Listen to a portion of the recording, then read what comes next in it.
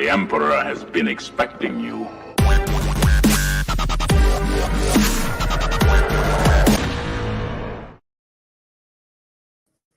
Hi everyone, welcome to 1/6 Figure Focus, and you're very welcome to episode number 19 of The Hope Show, weekly live stream dedicated to collecting pop culture, TVs, movies, all that kind of stuff. I brought everyone in straight away because I'd like to be everyone here present for the disclaimer. This live stream contains copious amount of enabling FOMO and hype. Watching this may result in pre-ordering, loss of funds, and or significant other. Got to bring you all in because we were going through the show sheet backstage and there's just a massive amount of stuff to get through. So how are you doing tonight, gentlemen? All good. Looking forward to this. Yeah. Mm-hmm. And thank you for agreeing to join. Looking forward to the stream as usual. Anything strange? Anyone have any funny anecdotes from the day, or was it just another boring Monday, folks? 6-hour drive back from the Adirondacks. Literally just got in, but other than that, it was good. It was good. Is that the place with the beautiful scenery that you've been putting up on Instagram? Yeah. So we hiked up a mountain yesterday with our dogs. First time we've done that, and it was beautiful. Well worth it. It was gorgeous up there. All the leaves are changing and stuff, so it was great. Yeah, the drive sucks, but it's great to be up there for sure. The photos you put up, I was looking at them. I was kind of thinking, like, if fall had a postcard, it was just like it was just golden. It was absolutely beautiful. Love this time of year. Beautiful. Love this time of year. 6-hour drive.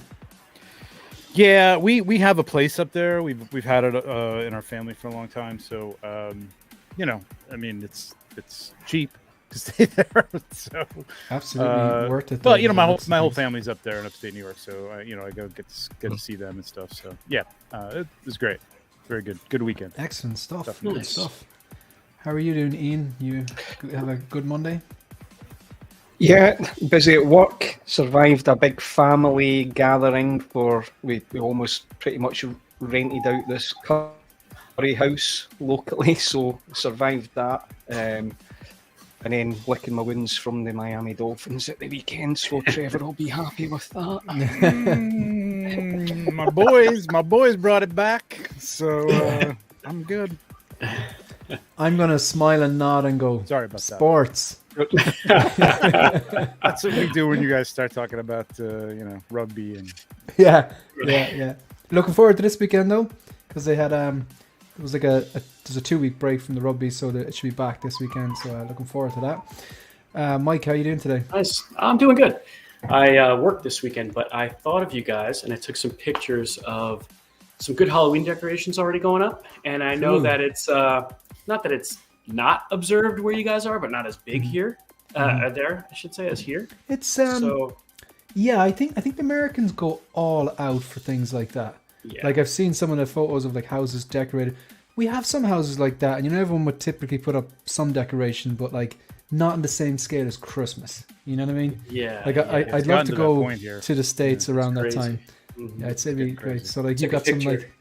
Yeah, there's a guy with like a big tractor in his front yard and like digging up some graves and stuff. It's pretty wild. Cool, I'll send it over to you later on. So so people around here go all in. I'll show it I'll put it onto the slides for next week. Folks, really quickly, we've got a lot to get through, so I'm going to address the chat really, really quickly. So we've got Tragedy Tales, channel member. Obviously, as usual, there is a link if you want to join the channel memberships. It's pinned to the live chat there description. We've got another channel member, X-Man Supreme, and we got Ryan as well, X-Man Supreme, worrying about his bank account. We got TK Magic Shop, a 501st member, I do believe, who is another one worrying for the bank account. We got Collector Joey in the house. Thanks very much for being here. Mark Mitchell, channel member, thank you very much for being here. We have got Tyria from the Netherlands, I believe. I didn't meet him in Star Wars Celebration, but I know that Austin and someone else did. I wasn't around, unfortunately, during that meeting. We got Noble Young. We got sci-fi kitty cat from Oz. Good stuff. Excellent stuff. All right. We got Mike Fayella with the exclamation marks. Again, when Mike makes a comment and he does not have exclamation marks, we know it's a clone. We got Yomo. I believe I saw Yomo on Copper Drop at the weekend. I really enjoyed that. Caffeinated comic book fan. checking in as well. We got Jose G. Hernandez in the building as well. Jose, if you want to join, just drop a comment there and I can send you the link. We've got, who else we got? Neilerific channel member, thanks very much for being here. Caleb Miller is here as well. A lot of people in here, I do appreciate it. Digging the Daft Punk shirts, absolutely. I was complimenting Ian on that before. So we've got Brick Artemis. How you doing, Brick? I actually meant to reach out to you. I should have just done it in the group chat. But if you ever want to do an episode of Visions, let me know and we can make that happen. My people can talk to your people. And when I say your people, I mean Graham.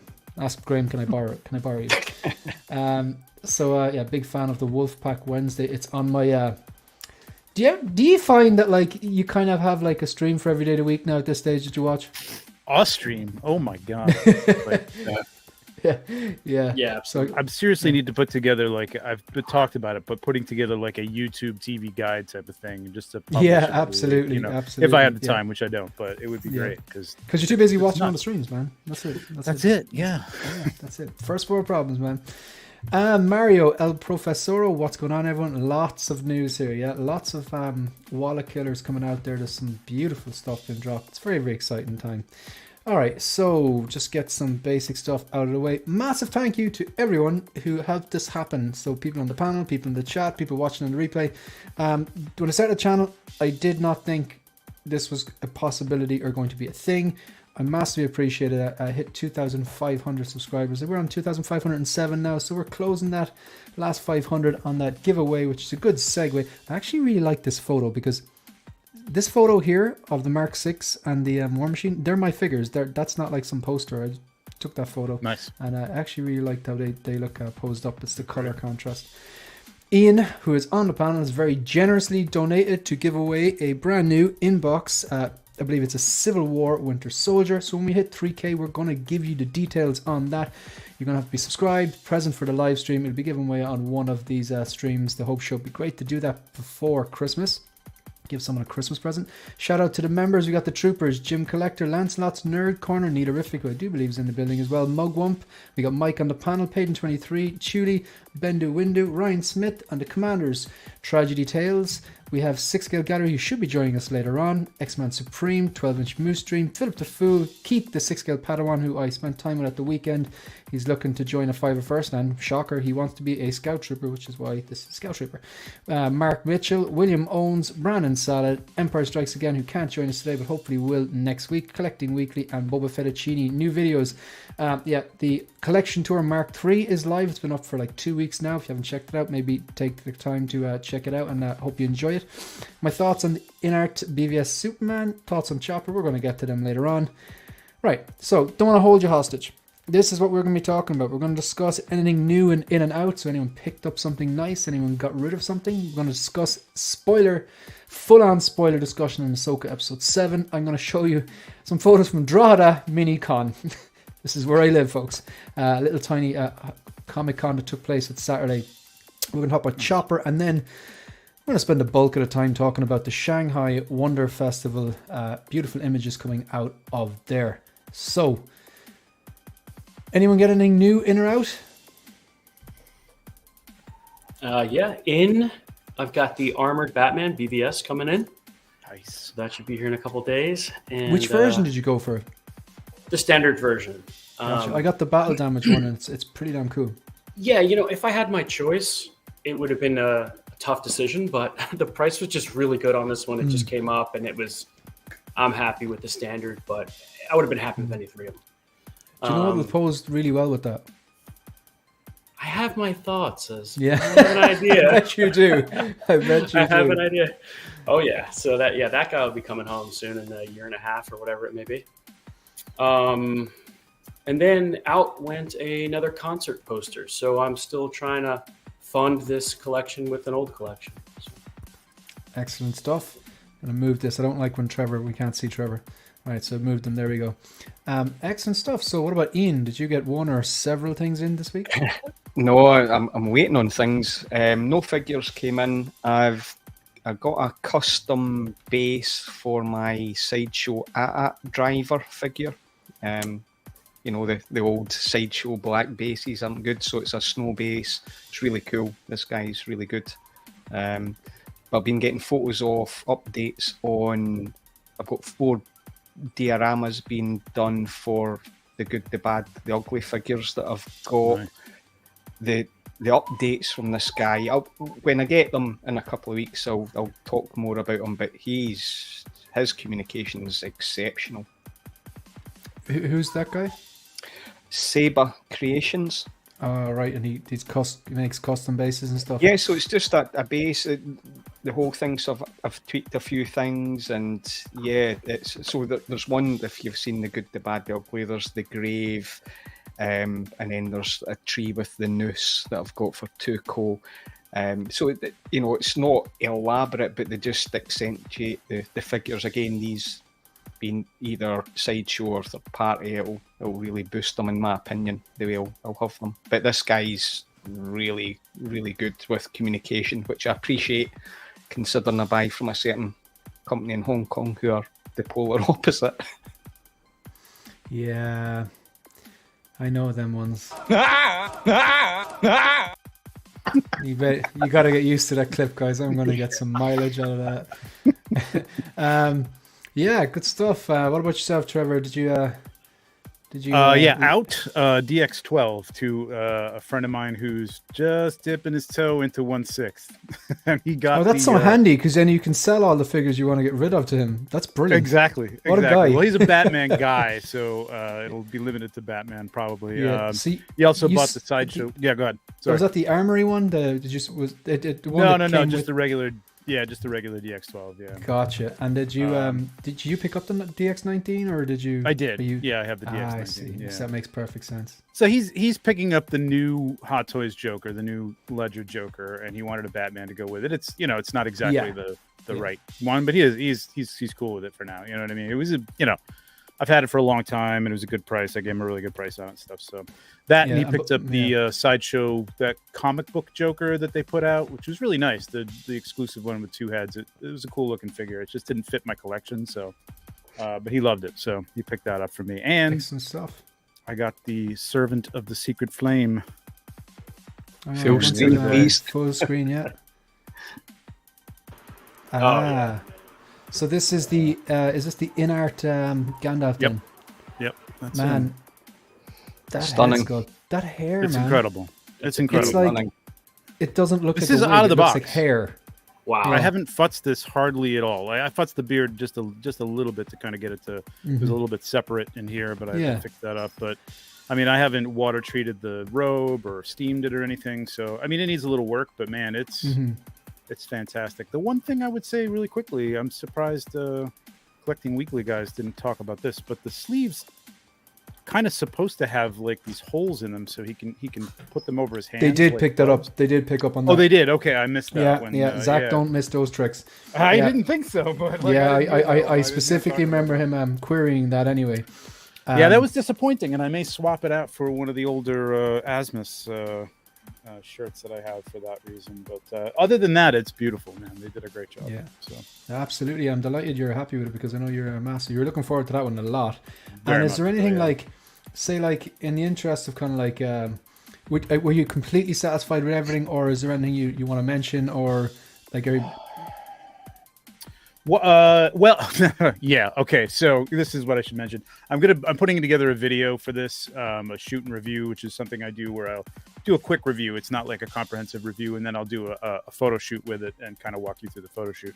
But in going through the box, when I opened up the box, the third level of it, the padding was like almost a half an inch from the top of the box, right? Like when you opened it up. So it had the opportunity to jostle around, and when I opened it up, the second layer that had the letter, the moth and the ring were all in this envelope. Well, that was all over the place, and no One Ring. So I couldn't find the One Ring if it was ever in there. I don't know. I had searched everywhere, so hopefully they're going to send me a new one. But that was kind of disappointing. That stuff was jostled around. Is the ring is like. That's really important. Like, yeah. You know what I mean? Yeah, it was disappointing. It could have gotten stuck in between some of the foam somewhere, but I'm not about to pull apart. I looked through it, but I couldn't find it anywhere. So I would like to see if anybody else got it and that happened to them, because it like there was a gap, like it wasn't tightly packed, so even the third level with the stand was kind of askew. Stuff was just kind of had fallen out of its position. So they got to get the packaging down, man, because I know you had some problems with the Joker. Yeah, still waiting on a replacement. Yeah, they got to work on that. Yeah, so. No, I completely agree. Like, I mean, I loved the idea of the transparent cylinders to, you know, maintain that the hair stayed as styled. And that little, I think they're saying like a little bit of glue on the bottom of the head sculpts kept it into the peg on the bottom of those cylinders. And I heard people saying that they struggled to get them out. My one, then they were like flopping around. Like, so good news on that they did change that. Bad news, they don't tell you that. So like, and somebody pointed out, I put it up on one of the 1/6 Republic or something like that. There is a little notch on the head now and on the stand, so that they kind of twist into place, and it's locked, but you got to twist it, you know, so that they line up to take it off. And there's nothing in the instructions that say that. They're like, oh, there's a video up, and the video is literally something they put on Instagram that has no volume, no introduction, no nothing. They just show him twisting the head and taking it off, and I'm like, that's not enough. Like, I'm sitting there pulling it, I had no idea how it was going to come off, so I figured it out. I told everybody else, kind of a PSA. So you need to like solve a puzzle to get like him out. But much better than tack, you know what I mean? So that's good. If it stays in, like, that's good, because the like, I mean, the figure overall, I've you know, well documented how happy I am despite the issues I have. But like, again, Lion Rock Toys they said they're confident. They said it was 100% going to be sorted. But apparently Inart are very slow to get back to them, and it's been a long time now. You know what I mean? It's coming up on a year, like, so. Not too impressed with that, to be honest. As beautiful as the figure, the figure is still beautiful, but both of them. But that's not ideal. Yeah, the but packaging they got to work on. They got to work. They on do. They do 100%. I'm just looking at Professor, who says, said, I don't see them. They hardly give like. I'll keep looking. Like 2 different versions, like so. Trevor, that Gandalf should have the holes under the sleeve. Inart showed them in their video. I wonder did they like show them in their video, and then like some of the ones went out didn't get them. I'll take another look. I don't know. Sometimes I wonder too if the Chinese instructions there's so many more characters. It looks like they're more detailed than the English instructions. Possibly. Have you ever noticed that? Wasn't quite as comprehensive, but there was no illustration of taking the head off either. So, yeah. So. Yeah, that's brilliant stuff. What did you? So you got the Inart Gandalf in, and you got rid of a Joker figure and a DX12. Yep. Cool. I had a very big day today. Very big day. I got the DX08. Oh, nice. Nice. I haven't unboxed it. I came home from work. I had a bunch of stuff to do to run errands. The postman had come and delivered. But I had to go pick it up from the depot, which is, in fairness, I've never lived as close to a post office depot in my life. So it's like 2 minutes up the road. It's ideal. But so I haven't unboxed it. But your man sent me numerous videos before I agreed to pull the trigger on it. Nice. Ended up getting it for €410 shipped. So it's about maybe $425. That's good. I'll take that. I'll take that. That's good. Because I know how this is ridiculously priced on on eBay, and then even the sold items are going for in or around that, so I'm happy with that. I think I'm safe from a 2.0 here, but at the same time, who really knows? Who really knows? I don't know. It doesn't seem like there's going to be a 2.0. I got in on a custom run of this outfit and a sculpt, which is a different sculpt than this. I kind of wish I maybe just went and tried to find one on the secondary market at this point.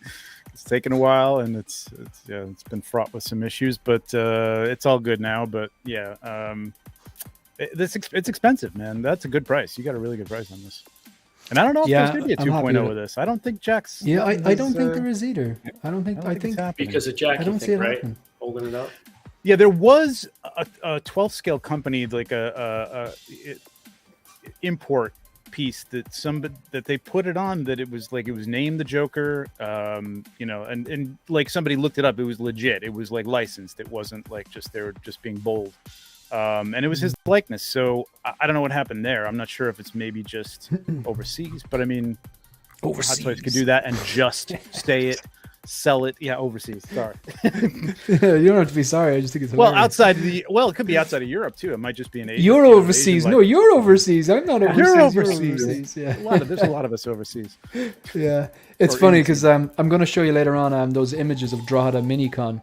And, Okay. I was there because I'm in the process of joining the Fiverr First, and I'll show you photos and stuff like that. But look, it's a very, very tiny con. It's not like Star Wars Celebration or anything like that. It's in a hall, but you had people in cosplay, you had people selling stuff and stuff like. But nice. There's a river, and when I moved there first, because I'm not from here, I just bought a house here maybe 2 years ago. People would say like, it's a funny accent as well. It's like, oh, are you on the far side? I'm like, far side of what? The river.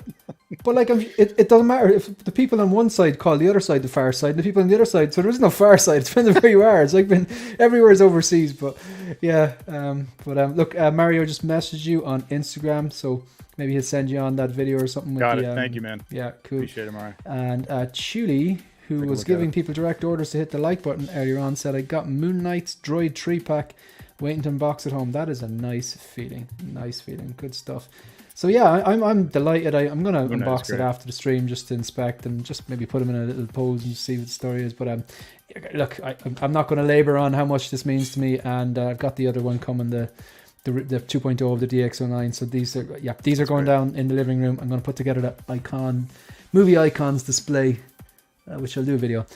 Right, so folks, if you're watching on the replay, or if you're watching live, there's 42 people watching live here now, and I'm not sure how many people will watch this on the replay, but we're going to talk about Ahsoka Episode 7 now. So I'm going to put up the spoiler banner. So the spoiler banner will remain there for the next, I'm guessing in around 15 minutes. So thank you very much to the 45 people watching. Please consider hitting that like button, whether you're watching live or on the replay. For the next 15 minutes, we're going to be talking about this. If you are watching on the replay, maybe just scrub through, and then you see the spoiler warning disappear. And as usual, folks, we're going to give constructive criticism here. It's not going to be overly positive. It's not going to be overly negative. It's just going to be what we think of the show. At the end of the day, it's just a TV show. If you don't agree with us, that's perfectly okay. We'll just keep it respectful. Okay, so who wants to go first on this? I'll put up a photo and yeah. Don't all rush. Right. Okay. I'll go first. I'll put a disclaimer first, because if somebody loved this episode, I'm over the moon for you. I'm also jealous because I want to be over the moon. With you, man. With you, totally. Yeah, so, for me, I tend to watch each episode 3 or 4 times. This is the only episode I managed twice fully. I attempted it a 3rd and 4th time, and there's one point I just can't watch. And I've decided I'll never watch this episode again. And I know this is coming across as negative. Again, if somebody enjoyed it, I'm over the moon, because I love Star Wars. And I'm all in on this. I love Filoni's vision, but storytelling's a different matter for me. I think Trevor was the first one to bring up. I like the comment around the stilted dialogue. I just see it as ping pong dialogue, and especially between Sabine and Ezra. That's the bit that knocks me out of it. I really can't. I'm so I've disengaged myself from Ezra and Sabine because of the writing. Maybe not the actors, but the writing. The point when they're in the little turtle creatures' vehicles, and they're having this dialogue, and honestly, it's almost like the old comic book style. It's the ping pong or animation. It's like it works for that. It doesn't work for live action, because live action, you've got to believe in it. That's, even though it's science fiction, you probably sense them frustrated. Can I jump in on that point before you yeah, it's a minor thing, but it's throughout the whole thing. There's just parts where it stands out to me, and that was one of them where she goes, "We didn't think we'd find you," and then he says, "How did you?" And she goes, "What?" And he says, "Find me." Like, what do you? Yeah. Yeah. And what we weren't talking about 5 minutes ago. You literally just said it. Like, what do you mean, what? And they've done that like 3 times. There was one between Ahsoka and Sabine. There was another one between Anakin and Ahsoka.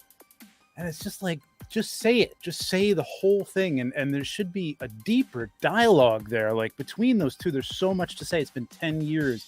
Not like, what? This, that. Yeah. I don't know. Yeah. But go ahead, Ian. I just want to, real quick, Ian, in that same moment, she says, it was difficult. And she says, better or worse than usual? She's like, worse. And he says, okay, we can talk about something else then. Yeah. She didn't say she didn't want to talk about it.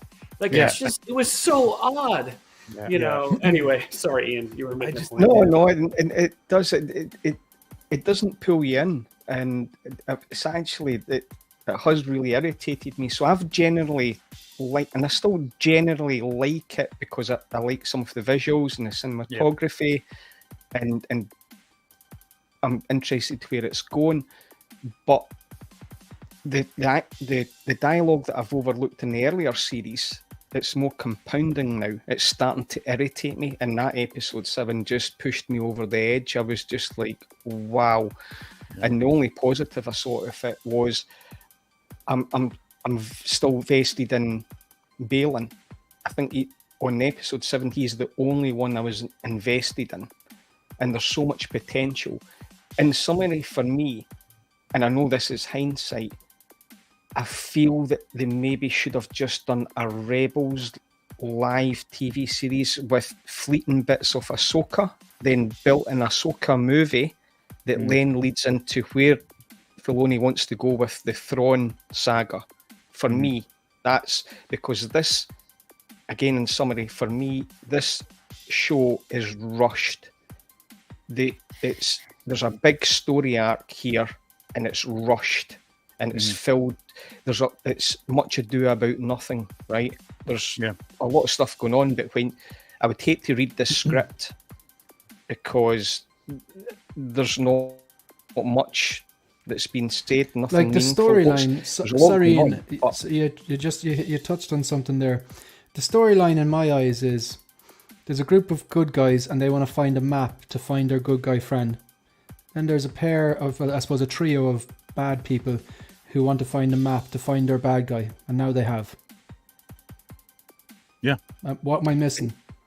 And Shane, I want to know that 9 years Thrawn and Ezra's been on that planet. I mean, there's so much more that you could carve out, and it shouldn't be rushed.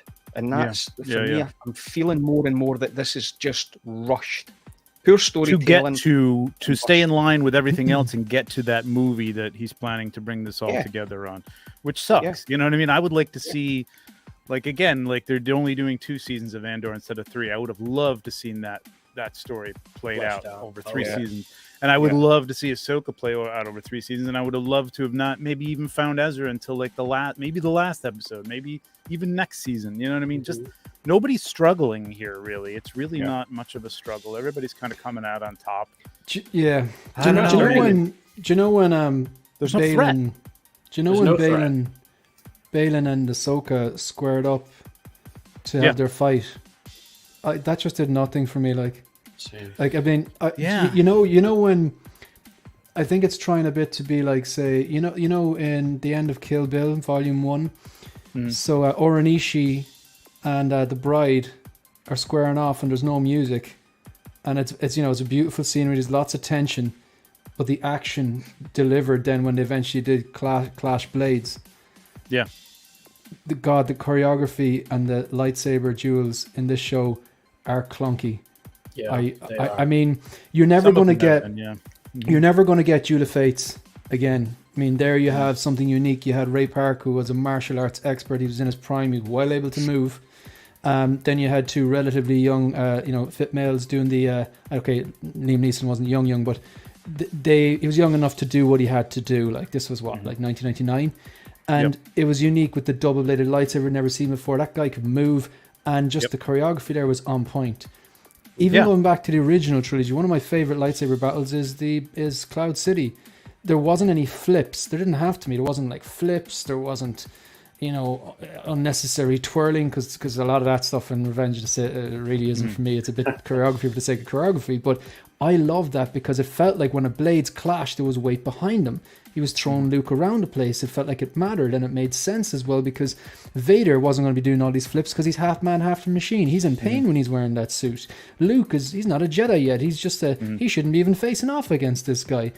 But when I see them square off and they have this like big dramatic pose off, it's like it's all style and no substance. I really don't think the lightsaber battles is that, I feel like that pretty good. Some of that is cinematography. If you look at the cuts in the Duel of the Fates, you know what I mean, and the way they cut it, you can do a lot and make to make something look a lot more exciting than it is. Like if you just kind of stand back and generally like the cinematography was good on. I thought I was going to say on the meeting between Anakin and her, going back to the Clone Wars, there was some cool things, but it's almost like The Last Jedi, and where he'd set up these shots with the ships going over the sand and the red lines coming through. That cool, but it all seemed to like go towards that, and the rest of the stuff was kind of cast off and it's like, oh, that's a cool shot. We'll get to that, and that'll be cool. Yeah. I don't know. This scene. I love 3PO. I love, the OT. That's my jam, man. And I felt like, first of all, is that suit too heavy for Anthony Daniels now at this point? Because his neck was like... The neck is thick, too. Trevor, I was wondering about that. And, what's her name? Mon Mothma is raised higher than everyone else. So I wonder if, they gave him an eye line to look at. Maybe. That's why he's like this. I don't know. It didn't seem like he was looking in the direct, like if you look at this, like where Hera's looking and where he's looking is like the ceiling. It was weird. But I also would have liked them to like de-age his voice a little bit, just a little bit, like they did with Vader and some of the later things. Just it throws me off of it. You know what I mean? It feels more like fan service and like, you know what I mean? Like where he's not supposed to be it's a droid. You know what I mean? He's supposed to be the same throughout everything, and like I don't know, just. It's minor stuff, but it just takes me out of it. I don't know. No, and are you body shaming a droid, Trevor? Is that what you're doing? Yeah, a little bit. Yeah, I'm a little bit. Yeah, a little bit. Yeah. I agree with you guys. Like the action and the writing in combination were awkward. So when the Shin and Balin fight, she jumps out of a ship, runs up to him, and he goes, "You're back," and she says, "I don't have time for this." It's like I was just standing here. Leave me alone then. Go do what you have to do. Yeah, why did you jump here? What do you mean you don't have time for this? There was just so many awkward moments like that. And then back with Ezra and Sabine, Ezra sums up the original trilogy, and we don't need to hear Sabine explain the original trilogy to him. We've seen that. But the audience needs to hear what he's been doing. Like, how about some explanation of what he's been doing for 10 years? That's what we needed as an audience, but we get nothing. So this was there was a lot of frustration for me. Shane, I don't know if you want to go scene by scene or something, and I'm skipping ahead, but no. It's I just wanted to get your overall thoughts. Like, I mean, just like if I was to summarize my overall, I have a bunch of stills. I think for the most part are in chronological order. But the thing about this show, I want to love this. I think I did everything right to prepare myself for this show, as in, okay, Book of Boba Fett was disappointing. I enjoyed Kenobi, but there was definitely disappointing parts and bits that didn't make sense. But I went into this with low expectations. I didn't want to overhype it. And I was hyped after seeing that trailer. I saw that trailer when it dropped the Star Wars Celebration. I was there. I loved it. I've multiple times spoke about how the Rosario Dawson Ahsoka first live action appearance in Mandalorian season 2 was one of my favorite pieces of Star Wars media. It was just close to perfect. I absolutely loved it. Made me watch Clone Wars. Little side tangent. I'm on season 6 and it's getting good now. Good. The first 4 seasons, I'm sorry, I'm not recommending them to anybody. There was splashes of Cad Bane showed up every now and then. I caught myself paying more attention. The last few episodes of season 5, yes, I'm finally getting that payoff that I've worked for. Then season 6, the standard seems to be high. The animation's even better. But like that one episode of The Mandalorian, with Ahsoka, and it made me want to go back and pay the respect to this. But this show is not making me go back and see Rebels. What I see is clunky dialogue. The action scenes are sometimes unnecessary and sometimes just not entertaining. I suppose, you know. Yeah. There was even the C-3PO, like, that's as member berry as it gets. Oh yeah. You know what I mean? If you want to show me a member berry, you want to show me some fan service, fine. But can you put it in a scene where it makes contextual sense, really? Yeah. Like Luke coming back at the end of Mandalorian season 2 made perfect sense because he was looking for Grogu. It was just, everything was perfect, from the music to the actual him absolutely tearing apart all those Dark Troopers. They teed it up so well that the Dark Troopers were an absolute threat because they showed Din Djarin struggling for like 10 minutes to get rid of one. It was, and that even was so clever because it showed these guys are a force to be reckoned with. But this Luke comes in and absolutely tears them apart. There was fan service there. There was definitely nostalgia. There was definitely member berries, but it was done right. The same thing in No Way Home. Andrew Garfield got they added to the story. It wasn't just here, there they are, like in The Flash, because that's what it was. And it made sense. Yeah. It made perfect sense. Like C-3PO coming in with a data card to say that Leia. I mean, don't you have holograms like everywhere? Everybody's got a hologram on their wrist. Yeah. Like yeah, she couldn't have just hologrammed into somebody or sent a message and said they got to send a droid way over to wherever they are on this Coruscant with a data disk to say, yeah, it was cool. Everything's cool. Leia said it was good. I think they were in her.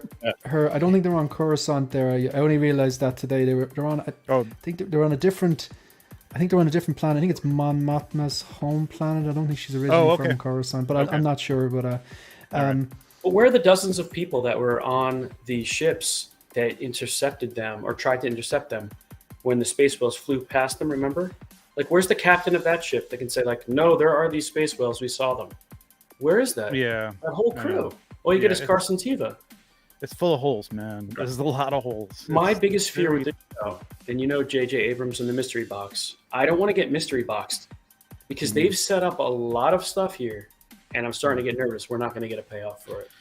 I know. I want to love it. I want to love it. I want to love it. I have loved it up to now. I enjoy some of it because I love seeing the Rebels in live action, but I'm like, it's not paying off the way I wanted it to pay off. It's just, I don't know. It feels like you said, Ian. It feels rushed, and it feels like some lazy writing for the sake of getting into certain situations, you know. And that's it. Like, it's disappointing. I also like think if you take things back to the basics, whether you're watching a periodic drama, whether you're watching just a science fiction Star Wars opera or something, The Matrix, Terminator, whatever, it doesn't make a difference on the genre. A Western, you know, it doesn't matter what genre it is. At the end of the day, it's story, character, dialogue. You can dress it up whichever way you want. You can put it in the desert, and you can have something like, I don't know, Gladiator, or you can put it into like a city in like New York or whatever situation you want. At the end of the day, it's story, character, and dialogue. I gotta say, like if Quentin Tarantino can make a chat about tipping or what they call a bloody cheeseburger in wherever interesting, I'm not expecting that dialogue. You know, it's not highbrow. It doesn't have to be like, you know, uber highbrow stuff, but it kind of makes sense.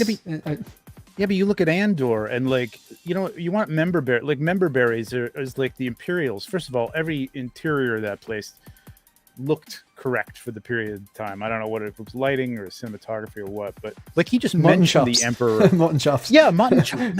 That's attention to detail, man. Yeah. Like that looked more 70s. Everything told me that was like back then. Then this courtroom scene looked a little like a soap opera set to me. I just did.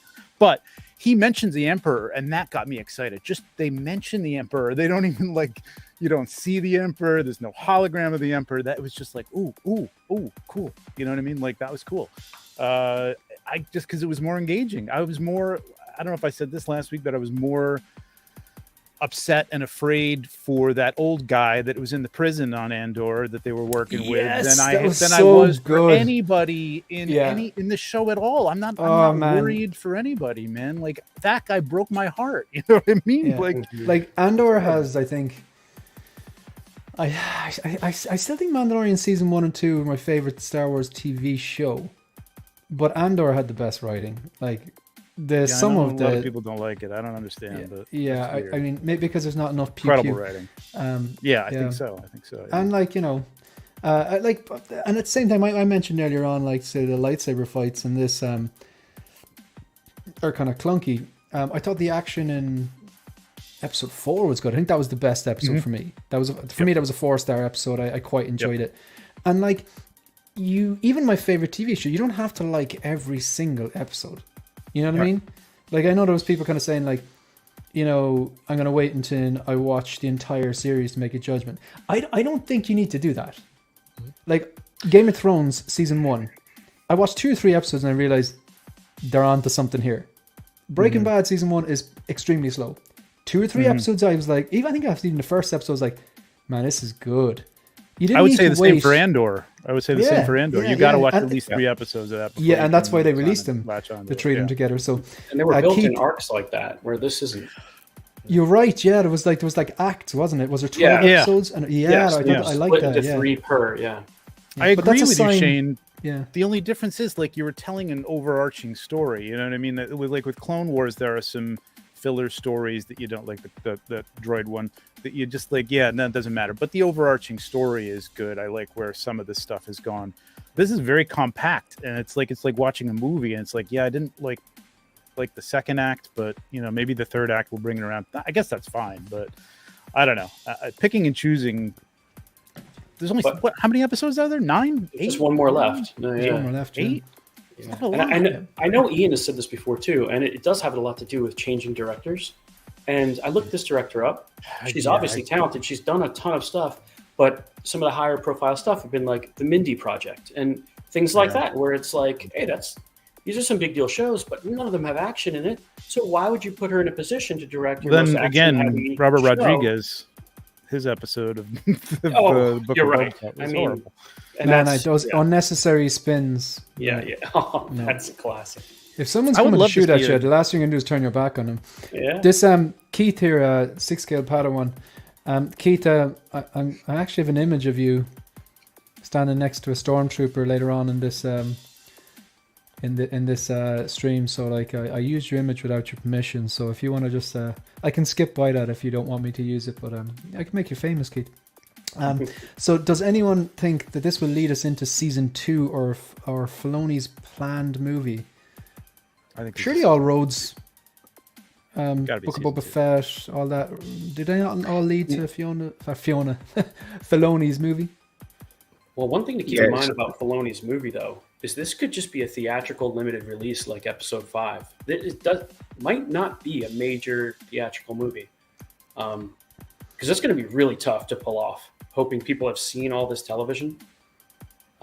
It could just be something that's on Disney Plus congruent with a theatrical experience. Yeah, I have a question. You're right, because like that's a whole bigger audience that you got to do. You got to drag in to get that, to make that worthwhile. And like, if everybody's got to be, even in this show, I don't think a lot of people really understand these characters yet. You know what I mean? Like some of the people that they brought in, or people from Rebels, from cartoons, and then you're going to put them in a movie and then have to like re-explain who they are and what their relationship is to people who haven't watched the show. I don't know. But then again, maybe they don't care. I don't know. Maybe there's enough. They think there's enough people that'll make money. I don't know. I'm not sure. Yeah. This is set post Return to Jedi, correct? Yes. And Andor was set pre A New Hope, pre Rogue One, because it's the build up to Rogue One. Wouldn't that be right? Yep. It's going to end right at Rogue Mon One. Mothma looks the exact same. Yeah. So I consider her the first recasting in Star Wars. Because we've had it was a great recasting, though. Yeah. I love her. But we've had her play the younger, and now she's playing the older Mon Mothma for the first time. She just looks good, man. I mean, she does look older than she was in the prequels, but she's I think she's great, aging well. So like, she looks good. It's good for her. Good for you, Mon Mothma. With all that stress, you'd think she'd look a little older. Yeah. So even Star Wars theory didn't. Sorry, again, I'm just coming back on that. The woman who's playing Mon Mothma now. Yeah. Is that's not the same one that played Mon Mothma before? Yes. Not in the movies. Since the prequels. Well, in the Not- prequels, yes, but not in the Yeah. original trilogy, Yeah. right? Yeah, that's what I'm saying. I'm But, sorry, like, yeah. my memory of Return of the Jedi, she had like really, really short hair, yeah? Yeah. Yeah, so I suppose like the whole thing is that she had long hair in Andor, It cut it short, and then grew it back. You just get over it, I suppose. side by side, they Yeah. they look a lot alike, man. It was good Yeah. casting. Okay. She's a good actress. But I suppose then again, Book of Boba Fett, I was able to suspend disbelief, like because Jeremy Bulloch is a skinny, lean man, like, and then Yes. Tamar Morrison was he's a more heavier set, like, so yeah. Okay. So we're just gonna move on to. So they're in like they come out of hyperspace, the Purgles. Is it Purgles? Yeah. Yep. Purgles. Okay, and then they're in like I thought the idea of the minefield was quite cool. I wasn't like on the edge of my seat for the whole space thing, and I should have been, but so they emerge from this minefield, and they eventually then go down to the planet, and she kind of connects via the Force to Sabine to try and figure out what she is, and at the same time, these are the Night Sisters. Mhm. They triangulate her position as well. So we're kind of fast forwarding a bit then, and so these guys are hanging around with the Teenage Mutant Ninja Turtles, and they get attacked. Okay, so that's where we're at the moment. Then, anyone weigh in on this? Well, So what I don't understand is like this was his. Again, I know a lot of people who read the Thrawn books have a lot of problems with this version of Thrawn. I mean, I think he looks great. I think he sounds like he did in Rebels. He's the only version we've had outside of video games. But he's a master tactician, and like he did say for these two to go out and kill them, find Ezra, and when she finds him, kill them both. That's basically what he said. But now it's like he comes away from this as like this was a victory of some sort because he held them off from stopping them from leaving because they needed 3 days, so they occupied their time. You sent a I suppose whole it two was troops of misdirection, though, wasn't stormtroopers it? and 2 Jedis, and they're still alive. You know what I mean? Like, But I it don't wasn't know. the whole thing just to kind of keep them busy while they're doing whatever they're doing with those things that look like Yes. coffins. But Yeah. he did say he was going to send that. He sent Balin and Shin out to take them out. So why didn't you take them out? Like, why didn't you just take them? That would have kept them off your back if you just killed them. shoot them Right. with the ships you sent out. Anyway, Yeah. sorry. Go ahead. Weird. Right, here's the thing. When you've touched on that, Trevor, around Thrawn, which is another irritant for me. 9 years he's been on that planet. The Thrawn I know, you've got a Star Destroyer. Mhm. You can explore that galaxy, yet you've remained in that one place all that time, or so it seems. Yeah. Yeah. That's You should have not- owned, that's you should have not the owned that tactician, galaxy by is it? now. You know what I mean? So Can that's they what I'm saying. When it's been rushed, there's so much story here that they should have been building on to develop characters, and that's why I'm frustrated. Because I feel I wasn't sure fans that you were cut in and shocked. out there or what. But So didn't Yeah. the Night Sisters find her because they triangulated her when she used the Force? So Yes. are we to believe that Ezra didn't use the Force for 10 years, so they weren't able to triangulate his position? Or he has been using it and he's been just kicking ass? I mean, these questions should be answered. Yeah. Yeah, I don't like the the explanations off screen and the hey, this was explained in some interview or like I'm not watching everything. I need to know what the hell is going on here, man. It's got to make sense. At this moment, he rejects the lightsaber because, the Force is his ally. That's all he needs. Except he takes Stormtrooper's blaster and shoots a few of them with it. She offered you a blaster. What? I don't get it. Like, nothing makes sense. I really, when he said I don't need the blaster, I was like, oh, here we go. I was expecting him to be like, picking up a rock from here, smashing through, just throwing people around the place. But he looked like he was struggling. Some new Do you power. know what he reminded me of? Do you know that guy, the fake Jedi in Kenobi, who was just it was all magnets and misdirection? Remember that guy? Oh, yeah. Well, he was throwing people around. It was cool, like the way he was using it. I liked wasn't it, feeling that now, to be honest. Like, I thought he was just going to be like, like a bit more powerful with the Force, maybe. But like, Yeah. it's More like Neo or something, like doing things we hadn't seen, like something cool with the sand or rocks. He force tripped someone. Like I do want them to like tone down the Force, like though. I mean, like in Kenobi with Vader, like pulling down an entire ship. Okay, that's Vader. I mean, I guess you could say, you know. I absolutely love that, man. I absolutely love that. He's Vader. He can do what he wants. What is the Force? You know, what are the limitations here? And then some people have the Force that they can use it to, you know, locate some or see the, you know, memories on a piece of numbers.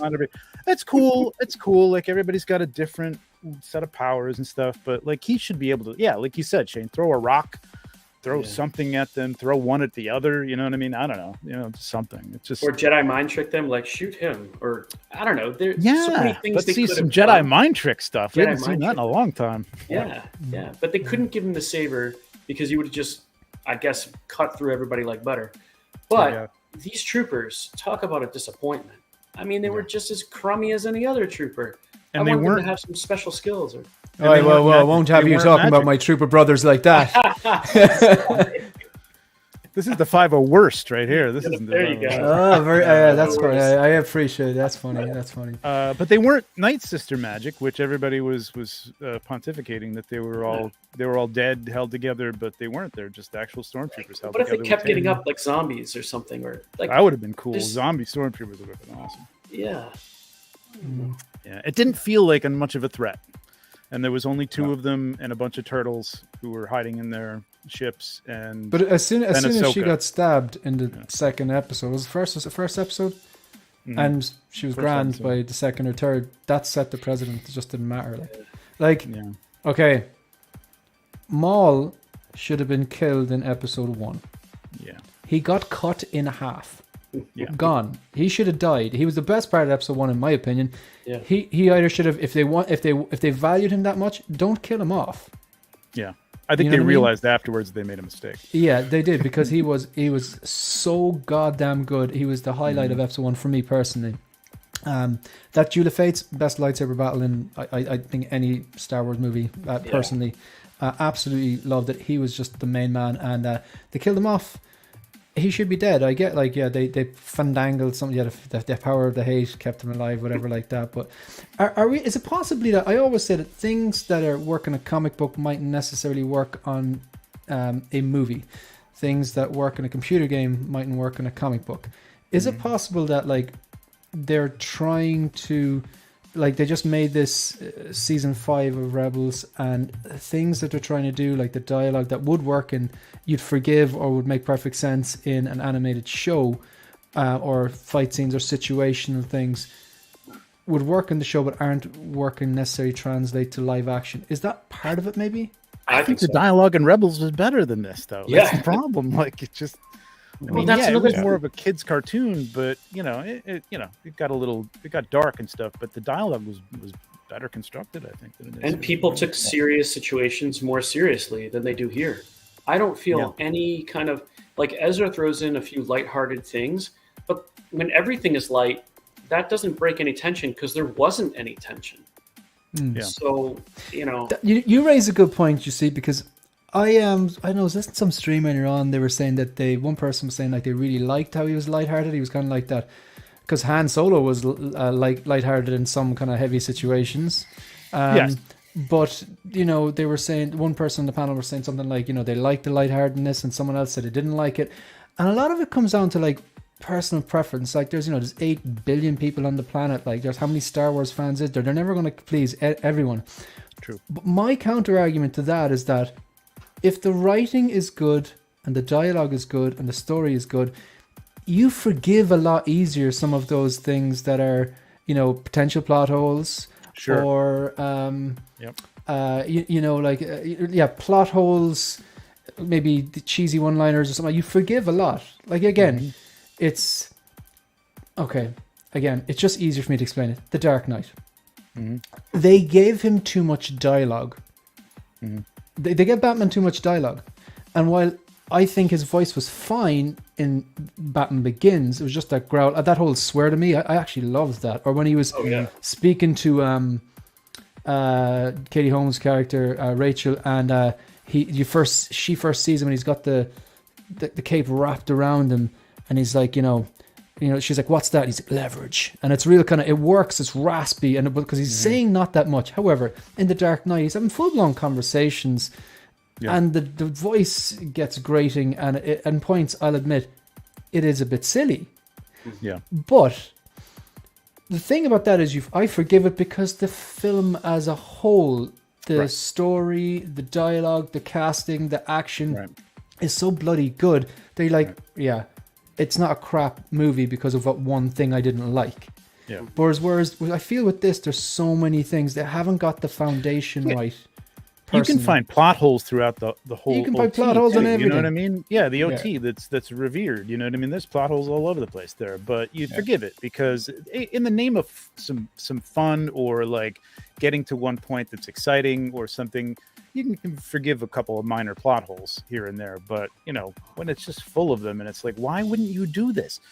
Why would you send your mount away with all your stuff? Why would you do that? To set up a cute little but you're going to be good. Like, I don't need that, man. I don't need that. I want to see her struggle. I want to see her like out there trying to find food or contemplating eating that thing. Who knows, man? You know what I mean? Whatever. I don't know. Just, I don't know. There's no, it doesn't feel like there's any, I'm not afraid for anybody's well-being right here at all. Even our long time ago, far away universe from Thrawn right now, because they all just seem, like plot I don't. And Ian, sorry, you mentioned like I'd be like you. I tend to go back and I like to watch whether I like the episodes or not. I tend to watch them maybe 2-3 times in between episode to episode. And this one, I kind of watched the bits with Thrawn, and I knew it was coming at the end. I switched off. What point did you switch off? The start of the process is when they were with, it was Ezra and Sabine, when they were with the Naughty, the little turtle figures, whatever they're called, I can't remember, and they're in that vehicle. Leonardo, Donatello, Michelangelo, Raphael, take your pick. This is really funny though. So that dialogue was so ping pong, but really like short ping pong. It was ludicrous. So that's when I started to wane. But it was really when they got into the fight scene, and then he goes, the Force, and he does, oh my God. I can't get past that part. That whole, the choreography, the dialogue, it was nonsense. It's insulting to a doorknob in terms of intellect. Yeah, and how do you know what is a good palate cleanser? Those guys off horses and things like that, or the mounts. Do you know what I did? I gave up on it after the second rewatch, and I watched Rogue One, and I was like, "Yeah, you're right." This is why I love this. You don't have to like every single episode and every single little thing. Like, you can pick and choose, and you can compartmentalize. There's nothing wrong with saying you like something or you don't like something. Sure, it's not been negative. It's not been toxic. No. It's just a TV show, and differing opinions are okay. Yeah, absolutely. Yeah. I don't blame I think the acting's been good. I think I like who they've picked. I think they've embodied the characters very well. I don't think it's their fault. I think it's the plot. I think it's the dialogue that they're giving them. Which is too bad because I think they got a great cast. Positives. I know it's difficult, but like she's amazing. Shin and positives. I've got to use the restroom, but I just really quickly I want to give the positives first. Mm-hmm. I think there's some absolutely stunning cinematography in this. Yeah. Like as much as I was kind of like, there's one image here. As much as I was kind of saying that this fight here wasn't particularly didn't deliver, right there, but the setup was Kurosawa. It's very reminded me of like Kill Bill or Ornishi and the Bride Volume 1. There were some fantastic images of Star Destroyers. What's his ship's name again? Chimera. The Chimera. Yeah, stunning images, like very like Independence Day, but like better and more modern. There was that kind of like all that backlit stuff with Anakin flashing to Vader. There was some absolutely stunning cinematography in this. It feels cinematic. It doesn't feel cheap in that sense. And then Shin and Balin. Balin's the star, rest in peace. But chat amongst yourselves. We'll be back in 2 minutes. I agree with him. See, for me, Balin's the one, and again, it's feeling rushed. I feel we should be building up to something in Balin. I want to know more about him. I want to know his backstory. It's not just about where he's going. Yeah. It's Shane's saying the positives, the vision, Filoni's vision. I'm right behind it, and that's the positive. But there's a lot of people referencing Rogue One. So I saw the creator at the weekend, Gareth Edwards, again, on a limited budget. And it's not doing well at the box office for whatever reason. This is a beautiful movie. Go see it. If you love sci-fi. I mean, it's a sci-fi movie, but it's a love story at heart, essentially. But, guys like that, I feel I want more involved in the Star Wars world. But from this, visually, I'd have no complaints. It's the dialogue. Okay, here it is. I'm going to say it. Filoni's vision, I'm right behind. We need to get good writers in that can take that vision and build a really good story and help. Sometimes it's not just about the guy that's at the top with a mandate. You need other people that are really creative that can influence upwards. Yeah, and that's where I'm at with this. Yeah, but generally, just so that people don't realise that I'm really negative on this episode, in general terms, I'm still enjoying this. I'm right behind this. Yeah, I'm looking forward to where it's going, especially Balin, but I have a feeling it's going to be over in the next episode, revealed at least, which I would love to see it. I mean, obviously he's not with us anymore. I don't think they filmed anything part of the second, season or anything like that. So I honestly would rather see him recast. I know people nobody can be recast anymore. I don't know what the problem is, but I mean, people like Han Solo. I don't want to see Han Solo recast, at least and in our timeline, our OT or whatever timeline. But this guy, he's fantastic. He's great. I hate to see somebody else play him, but I'll get over it. I want to see this story continue.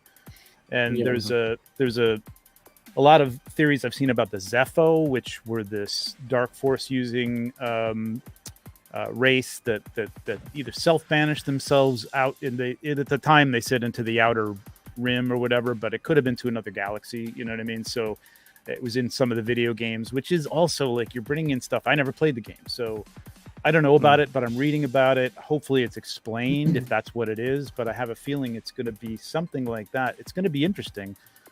But that's the most interesting thing, man. That might even keep them on this planet trying to save, the people, the turtle people, the crab people, whatever they are, from this power. And I think that's why the Night Sisters are trying to leave, because they came here, took over this planet.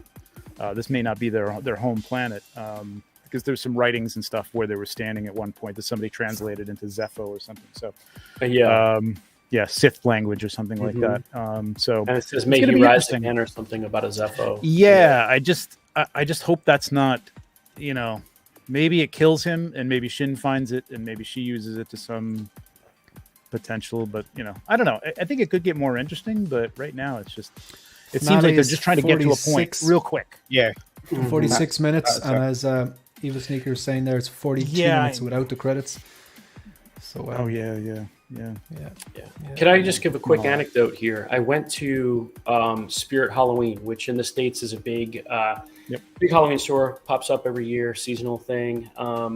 Go in there, there's 3 20-something-year-olds behind the counter. I asked them, do you guys have any Ahsoka costumes?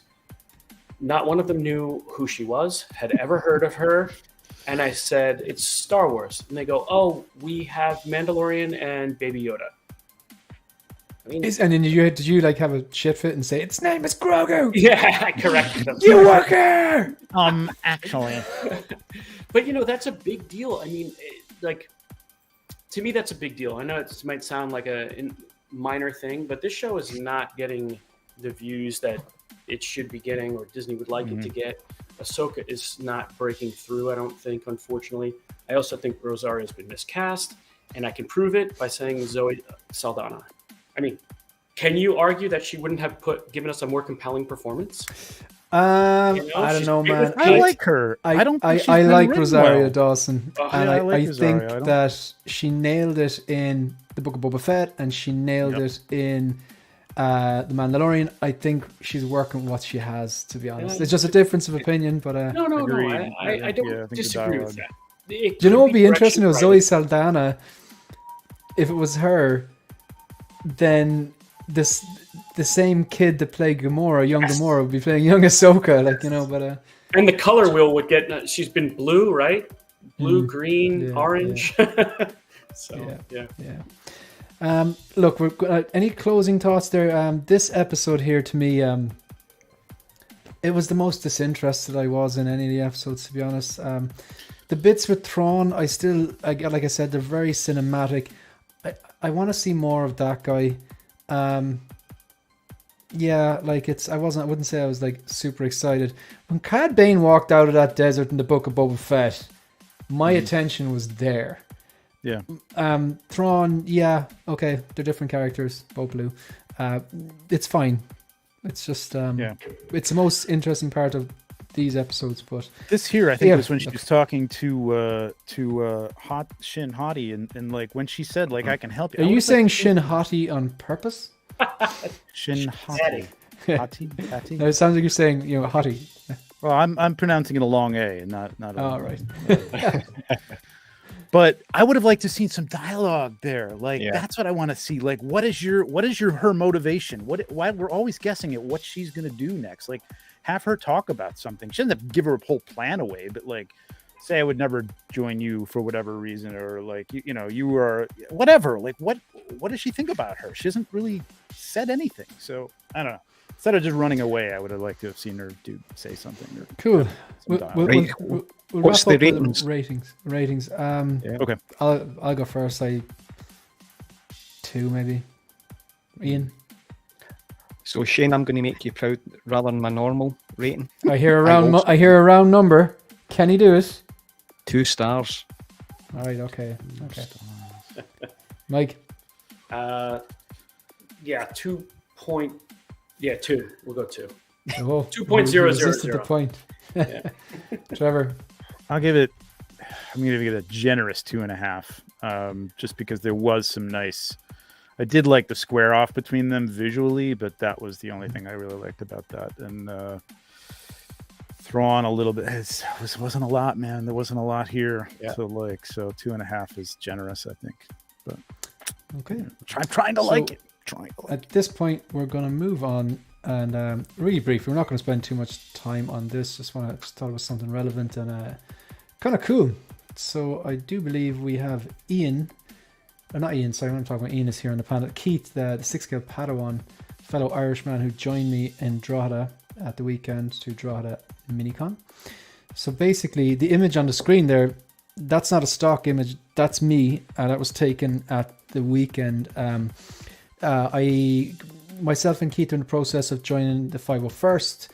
I have a TK outfit from Shepperton Studios. That's the company who in 1976 were contracted to make the molds, the outfits for the Stormtroopers for A New Hope. Cost me a small fortune. But look, I do say I pass on a lot of the things that I like to get the things that I love, and passing on a lot of things pays off sometimes because I could afford to get this. So that image was basically from connecting with the forums. Keith, the 6-scale Padawan, introduced me to the 501st Irish Legion, and then from the forums there, we connected with people who were local, and they agreed to help us take clearance photos, because to apply for the 501st you need a bunch of different photos for your armor, and then they submit it, and then you get your TK number and stuff like that. So I got to go along, kit up, took the clearance photos, and just like a normal con. It was very small, but you had a bunch of cosplayers, some 501st, people selling stuff. They had a guy who played a Death Trooper in Rogue One as well. So we'll just have a look at some of the images. So nice. Yeah, so that was an image. Someone just photoshopped that. There was a photographer there, just took the photo. So that's me in the suit, kitted up. Cool. And they took that's just photoshopped onto some background there as well. So that is Keith. He's the 6-scale Padawan under arrest. Absolutely fully deserves to be as well. This TIE fighter pilot. So as you can see, it's just kind of a small function hall. And that's one of the 501st members, a guy called Jamie, absolute gentleman. I'd say he answered about 100 questions from myself and Keith. Anything from like, you know, how many photos you have to take, like what type of photos you have to take for the approval, how long does it take for your TK number to go through, when's the next troop. We were asking about transport, the best way to store the kits, what mods to do, to anything from like how to see better from the lenses, how to make it more comfortable to wear. Like the guys were so sound. Help me put on the armor as well. It's nearly a 2-person job, but so then on the right here you had a Shadow Scout. That's another guy called Shane, absolute legend as well. And then I think this guy called George as well, the Imperial officer as well. And yeah, it's kind of funny images. So then Shane is in the middle again. He had two outfits, which are 501st approved. He's got an Emperor and a the Shadow Scout. I think he has a TK as well. So cool. The guy on the left there, Jamie, in this the Royal Guard, he also has he's a TIE fighter pilot as well, and he's working on a Rex. He's been working for 2 years on a Rex, so we really want to see that. That was nice of Vader lending him his lightsaber too. Really sound. Maybe he took it from him, you know. So maybe he took it from him. But yeah, that's just a shout out to Keith, the 6-scale Padawan, who made sure your eyesight, your view is definitely obstructed. And, you know, he stayed around for the whole day and helped us all out. And, you know, things like watching when you're getting steps that you might miss, you know, and things like that. And, you know, it was just a bloody good day, you know. So thank you very much to cool, Keith Shane. and everyone involved. No, is there a voice modulator in there? I don't have that. At the moment, I'm just trying to get approval. I've all the photos that were taken, I've sent them off. So hopefully I've sent them off to your GML.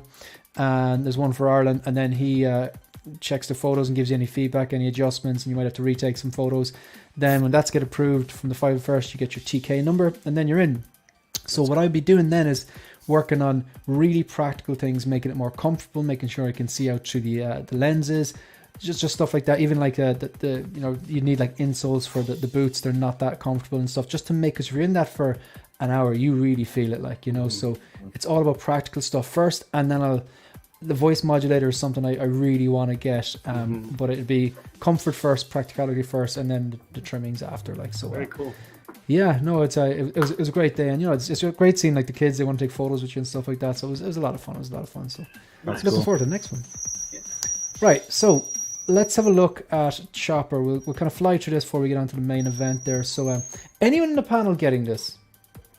Oh yeah, definitely. Definitely. Yep. Yeah. So we got 3 out of 4, and I'm the odd one out here. Purely because of his character in Rebels, the animation. I've not seen too much of it in Ahsoka yet. His dialogue's been great. So he's potty mouth, isn't he? He swears. Yeah. Well, you know he's swearing, like it's his tone, yeah. And of course, you have the Hera tease. Down he's Scottish. Yeah, exactly. Yeah. So I thought this was interesting here, just kind of the size comparison with R2D2. Mm-hmm. Yeah, it's just a good-looking droid. Wouldn't be for me, but I suppose again that's because, you know, Rebels haven't watched it. And would it be fair to say he's been a bit underused in this show? Because a lot of people think Chopper is the reason to watch Rebels. As in, everyone loves Chopper. He's been underused. He has his moments in Rebels, obviously, but I don't know. Maybe it's just budgetary. I can't believe it's budgetary at this point, but who knows? I don't know.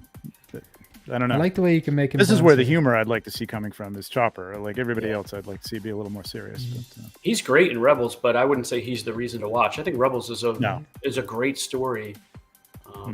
I think you'd really like it, Shane, but I'm not going to tell you got to go watch Rebels now. You're still trying to get through Clone Wars. I'm going to get through the Clone Wars. Like I have to say, like, you know, the last few episodes of season 5 were pretty damn good. I really liked it, and ending with Cad Bane I've liked, and season 6 is picking up. So yeah, look, you know, who knows? Maybe the last episode of Ahsoka does enough to get me to go back and watch it. But yeah. So do we have everyone on the panel besides me is getting this then? I think so. Anyone have anything they want to add to it, or will we get into the main course? The price is a little bit much, but $240.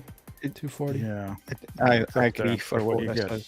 Yeah, this probably would have been better as a 2-pack with Hera and Chopper, cool, and cut down on some residual costs and the packaging. Maybe. I think that would Yeah, have worked maybe. better for me. I do like that it's LED. Yeah. Yeah.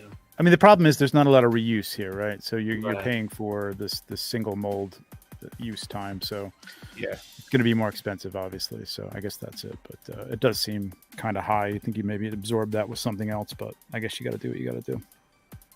I'm still getting Yeah. it. Cool. So yeah, go on. Unless anyone else wants to chime in there, we'll move on and talk about this Wonderfest stuff because we could be here for a while. Yeah. Yeah. All right. So I was looking for.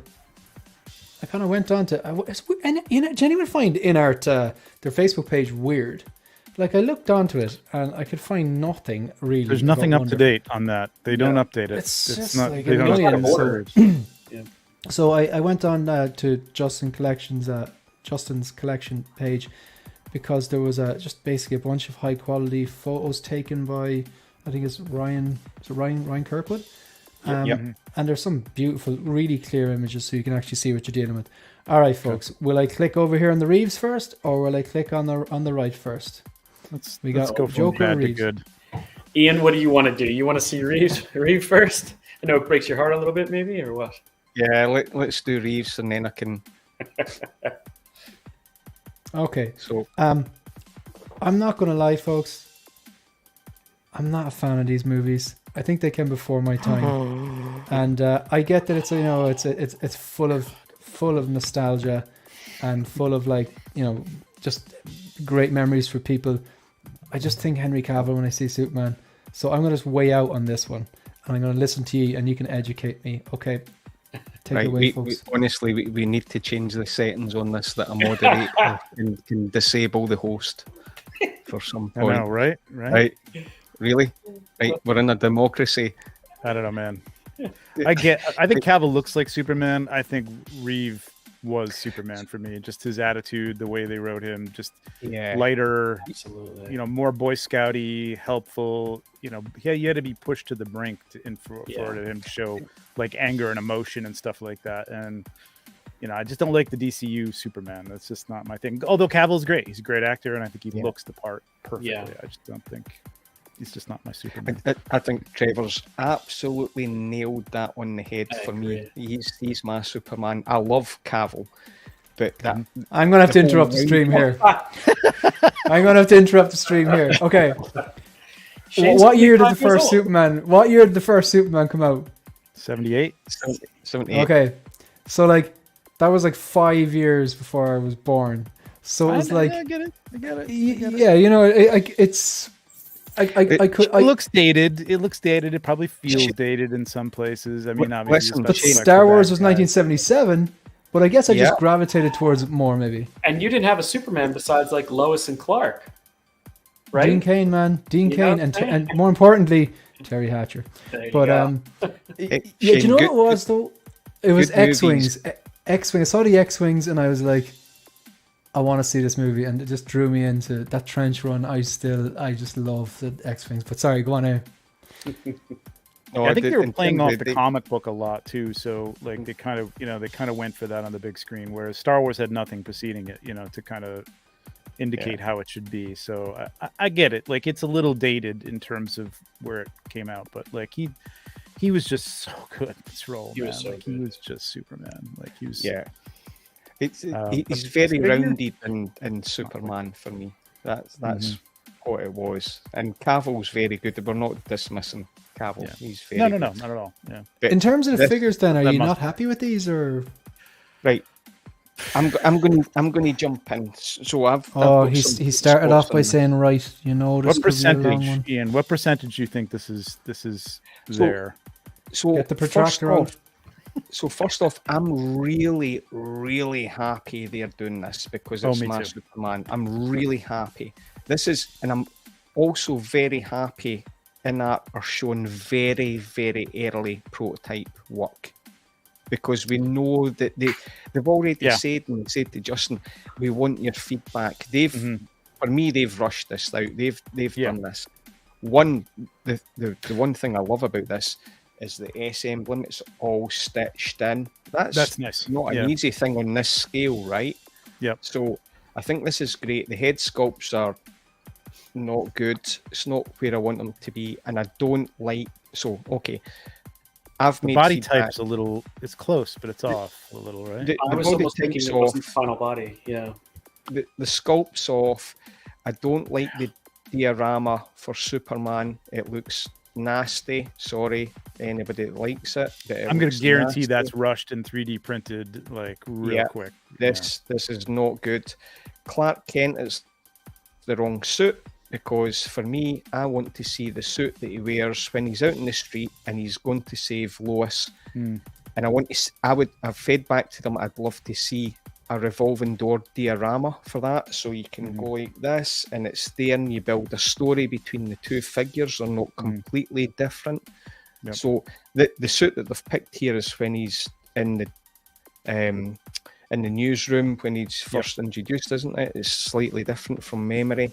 Yeah. So it's off. The sculpt's off. It's not just the paint apps, the whole sculpt's off. But I believe, I'm just over the moon that they're going to do it, because I believe that they will knock it out the park. They'll listen, but they need to do a lot of work. But again, honestly, I'm over the moon that they're doing this, because I need this. I think they have to put a disclaimer in every picture that they first of all, they need to put out their own pictures. These are people who are shooting it at the show. I think they need to put out their own shots and put a disclaimer that these are prototypes under production, not final, because they did that with Aragorn and everybody freaked out. I think people in the know now know 100%. Like, I was literally we all know that like this isn't the final, but there are a lot of people out there looking at this stuff for the first time who just love Superman and have never collected, and they look at it and go, oh, this is terrible. They're never going to look at it again. The first time we saw Aragorn, there was a lot of people came out of the woodwork going, see, Inart, they're going to be crap, I told you. But it was, you could kind of see where they're coming from, because it did not look good. Nope. And then the Aragorn, I still think that is probably the best prototype I've ever seen. It is see how it looks. so goddamn good. I can't imagine it's going to be. So, but you can even tell with the tailoring, this isn't up to the tailoring on the Joker. You can tell that shirt, it's too big stitching, the collar, where the way it sits. This is all real quick stuff, but you got to tell people that this is quick stuff. I don't think there's any way they're going to have an underlaid S logo.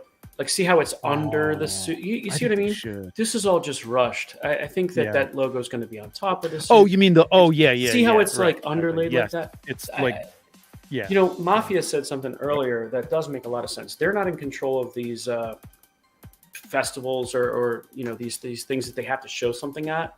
Yeah. And this is just probably the best they could do in the amount of time they had, Yeah. But because I've been involved with these type of things, man. I shoot toys for a partial living, and stuff is rushed, man. It's like I got to do stuff for a show that's happening in November. I haven't seen one figure for it yet. I'm getting very nervous because it's a lot of time, man, to get this stuff right. And then it's the people creating it on the other side who are rushed as well. So I get it, but you got to tell people with a card or something in front of them that this is not final, anywhere near final. It's just, we're showing this because we want to tell you that we're doing Superman, and it will look something remotely like this. In a relatively short amount of time, though, think about the little details they did to change the Cavill sculpt and the S logo bigger. I mean, they listen, and there's no way they're not going to make these look perfect, I don't think.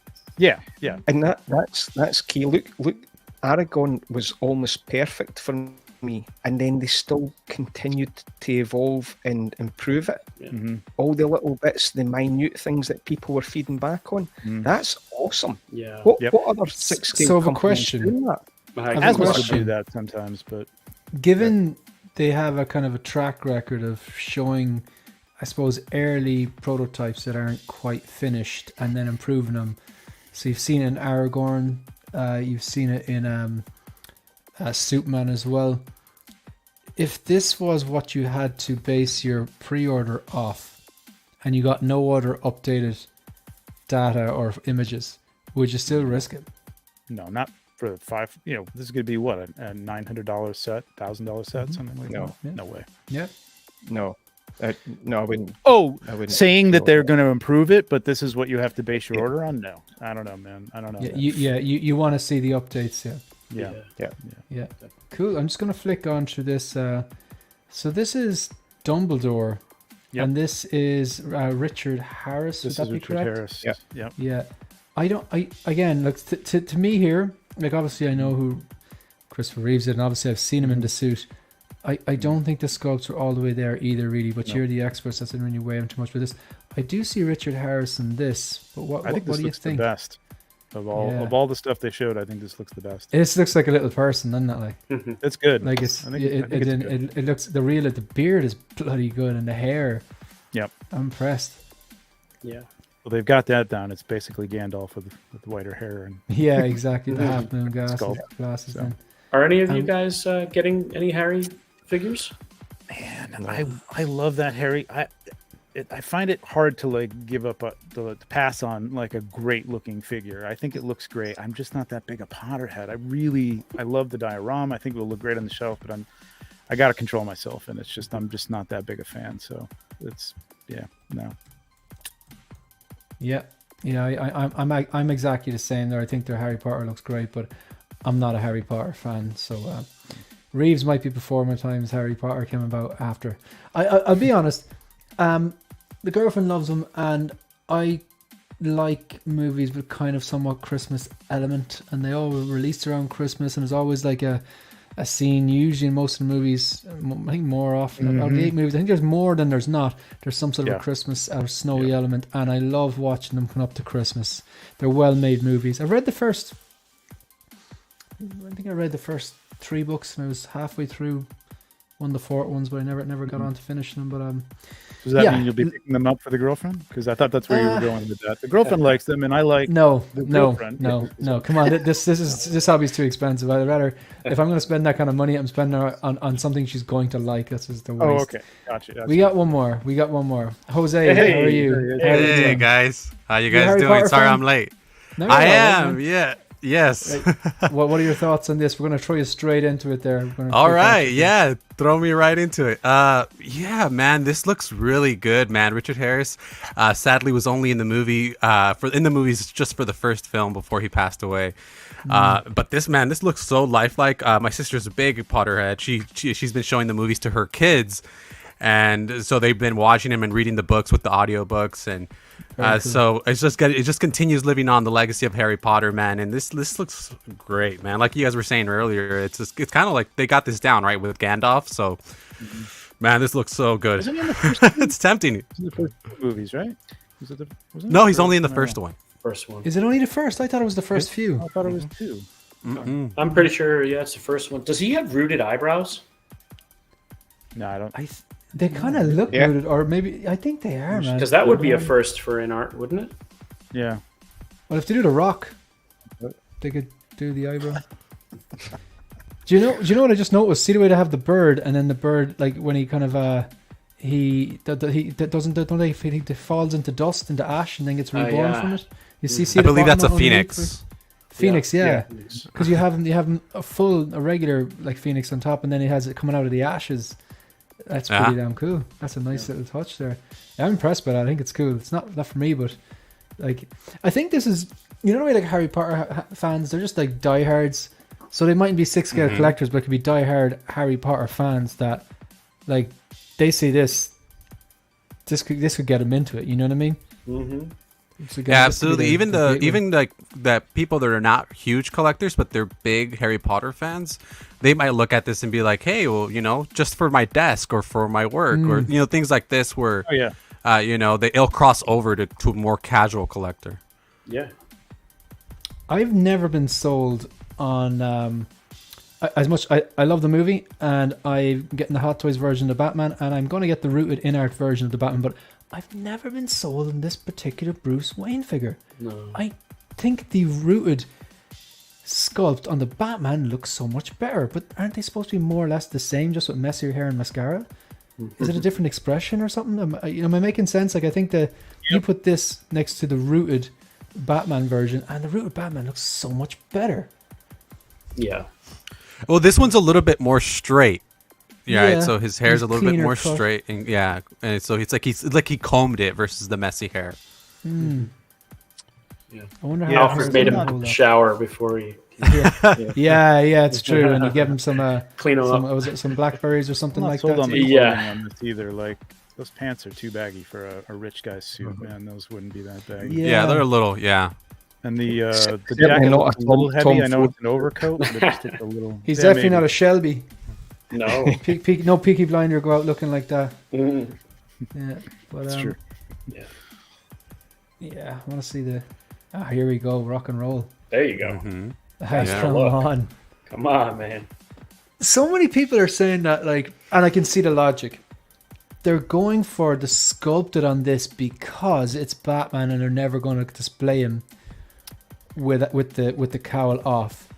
Maybe it's because I've got the Hot Toys one coming, and I've got the luxury that if I want to keep them both, I can display one with the cowl on the Hot Toys and display the other one like this. That head sculpt, if you're going rooted, would be an absolute shame to hide.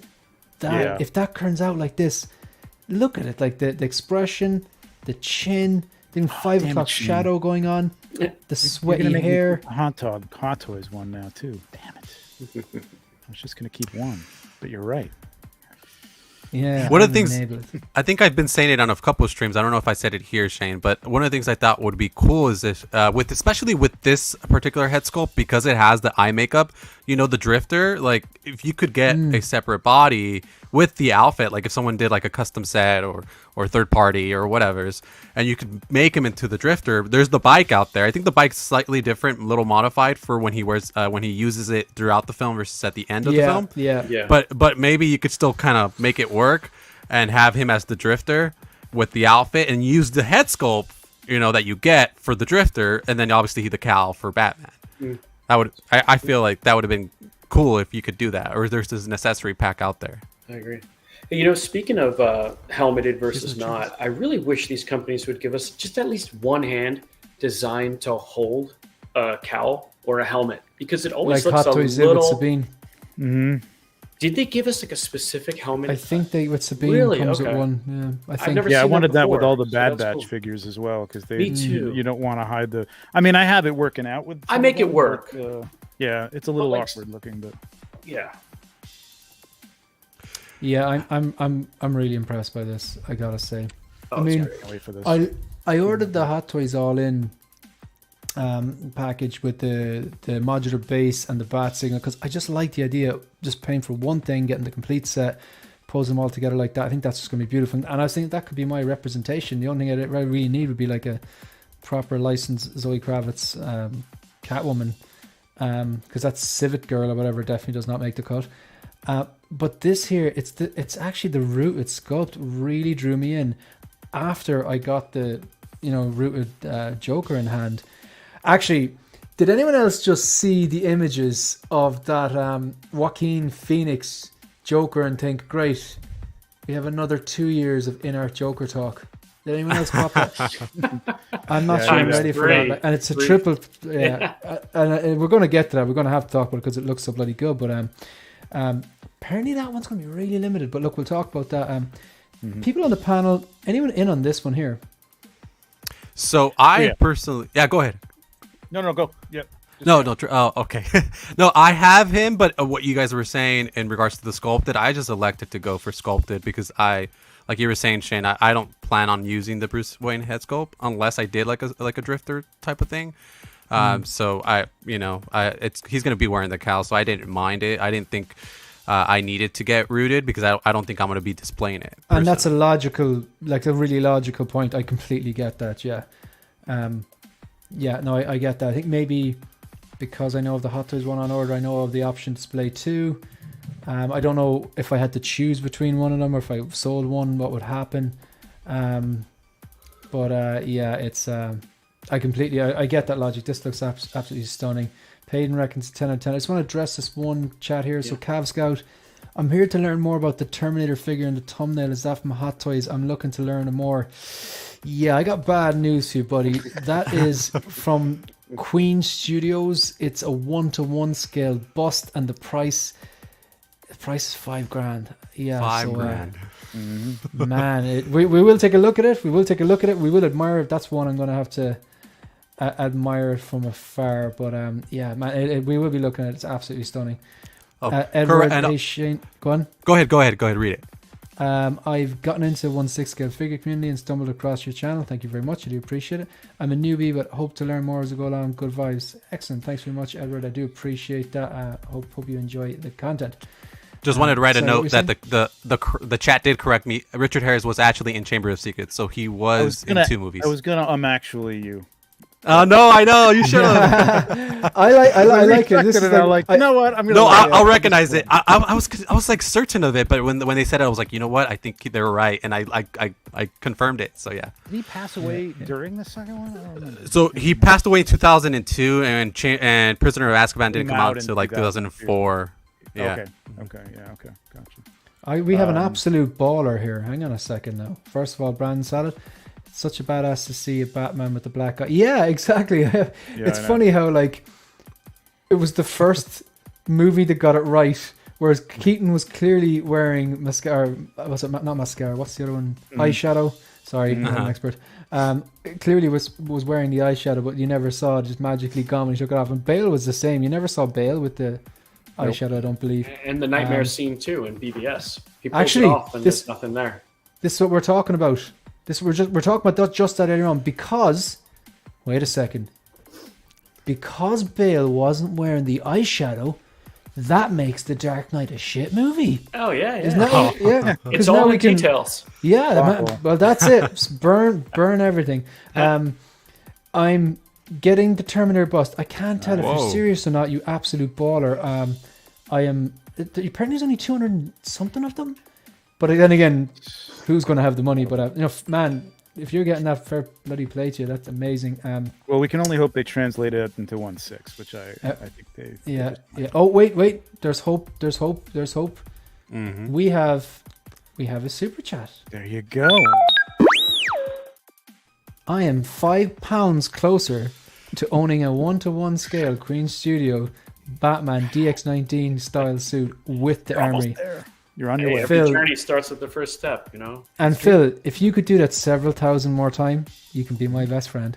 Thank you very much, Phil. I do appreciate the £5, and I do appreciate the gag as well, because I was looking at that, and for a second I got excited. I thought it was the 1/6 scale Inart that apparently they're going to do. And I believe there's a 12th and a 1, but we're not seeing the 1/6, and I'm getting a bit kind of, come on, just do it. It's coming. It's coming. Yeah, I hope so. Got money burning a hole in your pocket. I do appreciate that. Yeah, absolutely. And I'll tell you, after being in at that con, and one of the guys said, I think it was like Keith, he said, so how you feeling now about an hour into it? And I was like, God, I'd love to sit down for 2 minutes. And Shane Murphy, the guy who's dressed as a shadow trooper, pulls up a chair, looks me in the eye, and sits down. Like, I was like, I hate you, because he could sit down because they don't have the panels on the bottom. So I'd love to get a shore trooper outfit, but yeah, it's a slippery slope. So thank you very much. I do appreciate that. So who on the panel is picking this up before we move on? I'm in on the single rooted. Ian.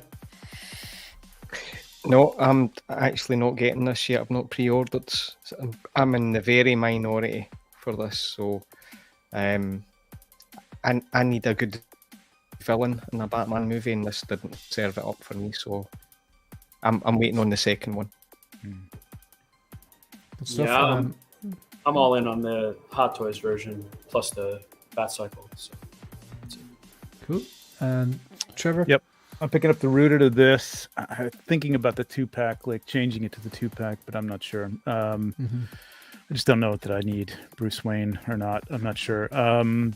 But I am also, I did order the Hot Toys one, so I'm going to be getting rid of one of them. We'll see. Probably Hot Toys, but I wanted to see what it looked like.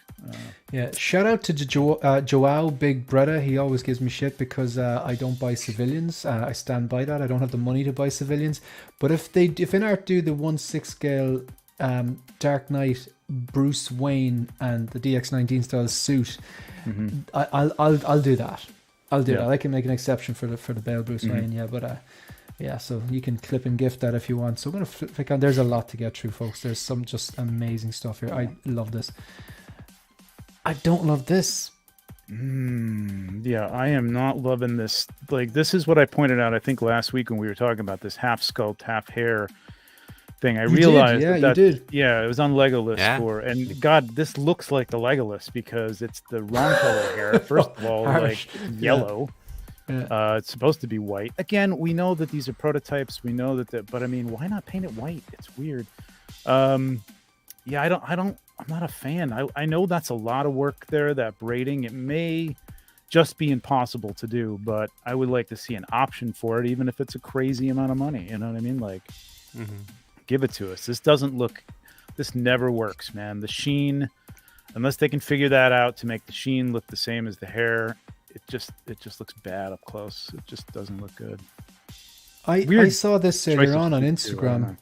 On Instagram, it was a different angle, and I thought I thought the sculpt was questionable, and I could kind of see Emilia Clarke in it, but the photo was tiny. And now that I'm looking at this, I see it less. I don't know. Do you see? Do you think? Does anyone in the panel think this is a really good sculpt or a good sculpt? I think it's the best. I think the paint job is not up to snuff. That's my take. I don't know. I think the sculpt. Could it be the Aragorn prototype effect, and when we see it again in a few months' time, it'll be a banger? I think so. Right. Absolutely. The eyebrows look heavy to me, really heavy, and I don't like the colour of the hair. It looks like she's been smoking in a room on her own for 10 years. Yeah, it's kind of. Or someone's gosh. in the room that she's been standing in for 10 years. Yeah, exactly. Oh man, Ian, you get me sometimes, man. Yeah, but this is like when you're buying a figure and someone's advertising it like stored in a detop in a pet-free, smoke-free home. This one was not. This one was made like, in a very, very smoke-full factory. Yeah. Yeah. I will tell you, it is the best likeness so far. I had both 3.0 offerings, and they were not good. I actually just sold my 3.0 one because as soon as I saw the tease, I'm like, okay, it's ready to go. So, did you have the one with the dragons? I had the blue one with the dragons. I sold that one, and I had the white one, season 5 outfit. I just sold that one too. So I wish they had done the season 7 outfit here instead. Yeah, there's so many other outfits they could have done. I like this winter, and it's a space that needs to be occupied in my display. So I'll get it. I do think that this is one of these things that the Inart has already set the precedent that they're gonna fix it with Aragorn, and they even did it with the Henry Cavill that we saw the Superman. They did. And you saw it within a month or so. They showed the new pictures, and the eyes were different. You guys, we talked about this. So so there was and I saw Justin uploaded a video, and he talked about it. I guess he was talking to them about it, and this is like a really early prototype, and they said it needs work, and they're working on it. So don't worry, it's gonna be great. I think it's do you think it's conscious? Yeah. Do you think it's conscious? Like, as in, we're going to put out these prototypes. The aspects of them will be good and draw in the people and get the curiosity, but these are not ready yet. But in a few months down the line, when we release the actual prototype, people will be like, wow. Do you think it's a bit of...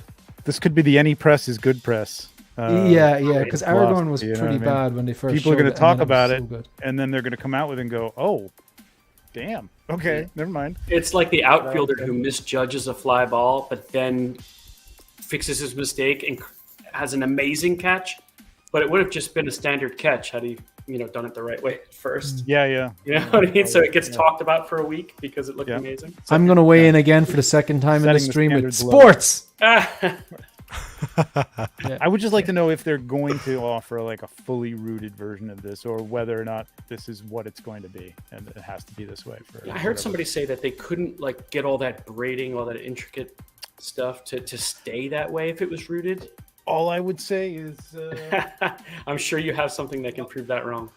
Gimli from Asmus. I was shocked at what they did with the braiding on his beard and all that stuff. It looked great. I mean, this is smaller. There's a lot more of it, so I could see it, but yeah, but like premium you probably and give them that option. You know what I mean? You probably paid like $3,000, and it was made by blind nuns in Nepal to get it like that, and that's the only place in the world where you can get that type of yak's hair or something. What? You know, no. There's a production. He's going to get it. He's going to be full screen. On short. Full screen, Shane. He's going full screen. Fairly inexpensive production figure. I mean, look at these little braids in here that are in his beard. It's pretty damn good. He looks really good. That's incredibly really good. This is probably one of Asmus's better Lord of the Rings sculpts and figures and everything else. Yeah, I mean, there's tiny little braids in here. You can Was see that- them in the beard there. Like it's amazing. Did it come rooted and then you, or did you yeah. get it rooted? Oh, No. This came like this, and it was Yeah. 200 and I want to say 275 or less than that, something like that. Maybe 250 or 230. Is that It was synthetic? incredible.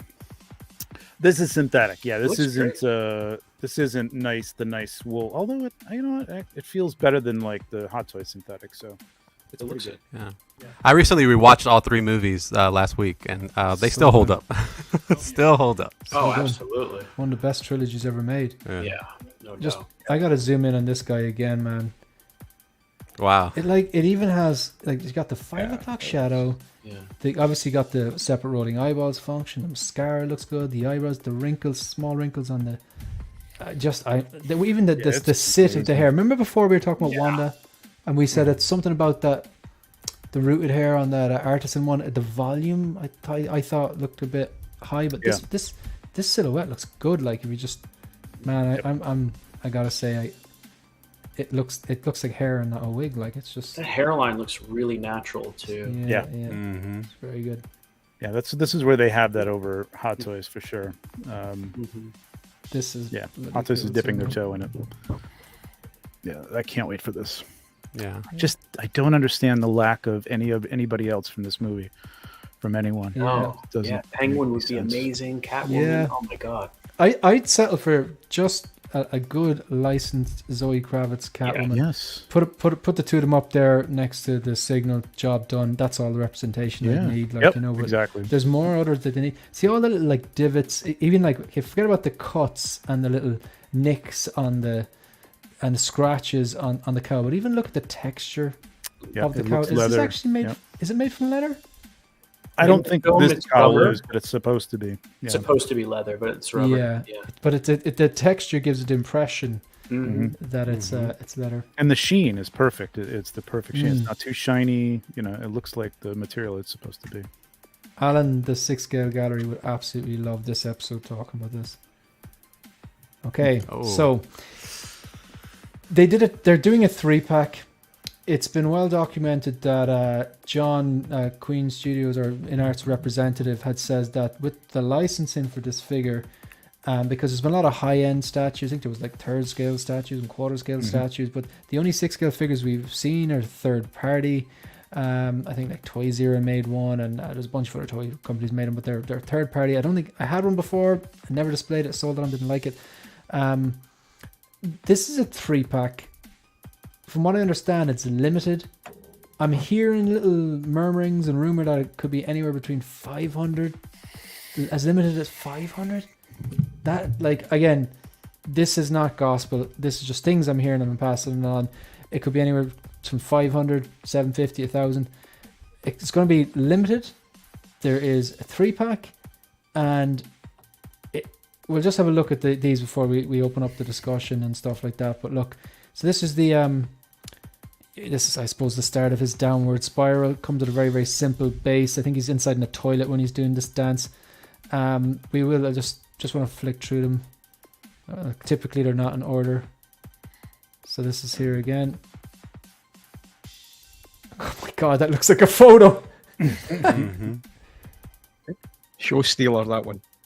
Okay, and this is the second one. I'll go back to, I don't want to skip any of these. I will go back. So you've seen the red suit and then the advertising one. So I'll go back because I don't want to skip any of these beautiful images. But price-wise, it's a triple pack. There's a big diorama base. As you can see the other side of this, we'll be able to see that. And it comes with a chair, a really cool yellow chair. It's like a studio chair. There's like some sort of like a set design. Must have separate bases for this, and the clown at the start where he's working, he has the sign and stuff like that. But I'm putting out there, like, I'm gonna say it, I wish this wasn't limited. And the reason I'm saying I wish it wasn't limited is because I'm gonna have to wrestle with the cost anyway. But I wish it wasn't limited so that it would mean that if I got the funds together, I wouldn't have to join a rat race to get it. So I get that people who like limited figures are going to be delighted with this, and I get that's, some people love that, and I get that's fine. But for me, it's like it's going to make it harder to get anyway with the price, but to try and get involved and whatever, maybe it's a pre-order time, and especially with Inart, their distribution, from what I understand, is they can sell legally in China and now I believe Australia and New Zealand, and then I think the only one they have the American license with is the Dune figure, Paul Atreides, which is not up for pre-order yet. So I'm putting it out to the panel and chat. Are you happy that this is going to be limited, or would you prefer that it wasn't limited to make it easier to possibly lock in a pre-order? What do you think? Well, limited is irrelevant to me because I won't be picking it up. So I would like for it to not be limited so that more people can get it and enjoy it. I think it's going to be so expensive that it doesn't matter if it's limited, because I just think it's going to be limited in the amount of interest in picking it up at this point. I really would love if they maybe it was a 2-pack and they had like, because the sail, the clown one I'm not really interested in. I do have a custom that I'm working on that's got that outfit, but I probably will change it to do this, but I may not even build that at this point because this is coming out. But if I can add, have 2 custom Jokers as it is. Oh gosh. So now I gotta hope that this isn't either is better or isn't better, and I can sell one of these guys. But they look pretty damn good. They're really damn good. I mean, the clothing is great. Yeah. The hair sitting Harley nice Taylor. Yeah, I think you're done, dude. I think so too. But I do love that scene in the bathroom. And I'd love to put that together. I can't put that together as a custom, but you don't have all the seat and all that stuff. I don't know. Well, I'll have to see what it is, what the price is, and how much. I don't know. Yeah, I was about to say what Ryan just said. Yeah, I heard that too. Thanks. Yeah, I didn't see that video. I've heard it's good. I haven't got a chance to. Yeah, because that's a very minor change. Yeah. All right. So Justin said on his video, it's not a 3-pack. Apparently, it's 2 bodies with extra clothing and sculpt to change between the bathroom scene and clown hospital scene. So the bathroom scene is when he's dancing. And the clown hospital is that that's when he's kind of has the advertising sign, yeah? Yes. Yeah. So the red suit would be more or less your main attraction then, and then you have the option to swap in. Okay. That might bring the cost down a bit, surely. I'm Gotta be 3 sculpts. So two bodies, 3 sculpts. Yep. Okay, so if you're talking 1,100 shipped for the 2-pack routed, this one is going to be north of that. Would that be... I would say 12. 15. I'm gonna guess. But it doesn't come with that diorama. Oh, I take 14. 12, Jose. I like the way you're thinking. You'll take it? You think you're wrong, man. Old. If I would. I'm being optimistic, guys. Yeah. Have you seen the size? See the chair in the set? Like it's. Yeah. Hey Shane, I'm with Trevor. 15 it will be for this because they've already 1500? talked about. Maybe 14 just to keep it below that. Do you think? Area. But nobody else has got this license. Yeah. For Do you think they might? $1,500, you could get a brand new like a stormtrooper about a outfit. minimum price for Oh this gosh. Do you know what I mean? Do you think they will only sell it as the 2-pack with the 3 sculpts, or will you be able to get just? I think this is paywalled. Because John was saying that the licensor for that particular movie, because maybe it's a subject matter, maybe it's because it's a real kind of an art piece. Like it's not like your popcorn summer blockbuster. It's a real, it's a film. I have no idea how to pronounce it. Film. I get shit. It's an R-rated film. Yeah, it's R-rated. They wanted to have this like really high-end quality premium. That's how they wanted to market. So I don't Keep it out of the think kids' there's going to be hands, 2 basically. SKUs on this. I see this as going to be like, if you want it, this is the price. I think so too. Shane, see what worries me is the second movie. You've got Joaquin Phoenix and Lady Gaga. That's what I'm all in on. But her license. Yeah, I want that Gaga figure. rights for that. Oh yeah. But what I love about this, I mean, as pricey as it's going to be, like you're going to get two figures and 3 ways to display it for the price of like one of these. You know what I mean? Like that's what it costs to get that stuff done on an individual basis, to have an individual artist do it, and just to have these guys do such an incredible job with these things. It's great. It's a good time to be a collector. What I like about what they've done with this, they've done the suit that's the color coded version on the movie, not the real colour of the suit. Yeah. They tweaked it. It's deeper. Yep. So I like that on this. I like that. Yeah, there was a lot of debate in the suit, the custom suit, whether people wanted the actual, because there was reference for the suit sitting in like a museum or a show or whatever, and it's a lot brighter. It's not color corrected like the film is. So do you want it to look like the film, or do you want it to look like the actual suit? Yeah. I think I prefer it to look like the film. Yeah.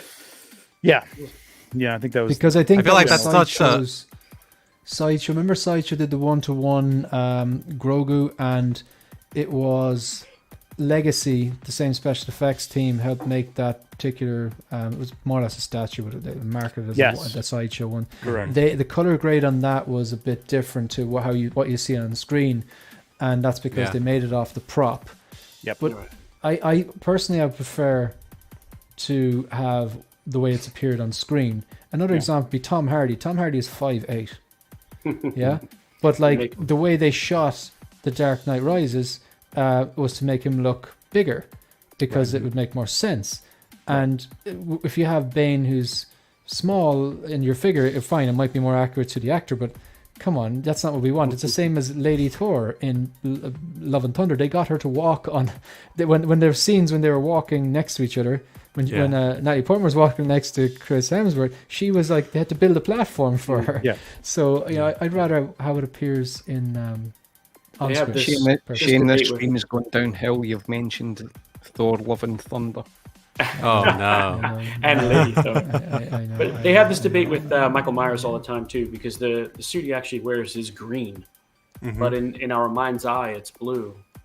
Well, that's the Han Solo and Empire jacket too, right? Yeah, Like, what do you get? So many. You get the brown, or you get the blue?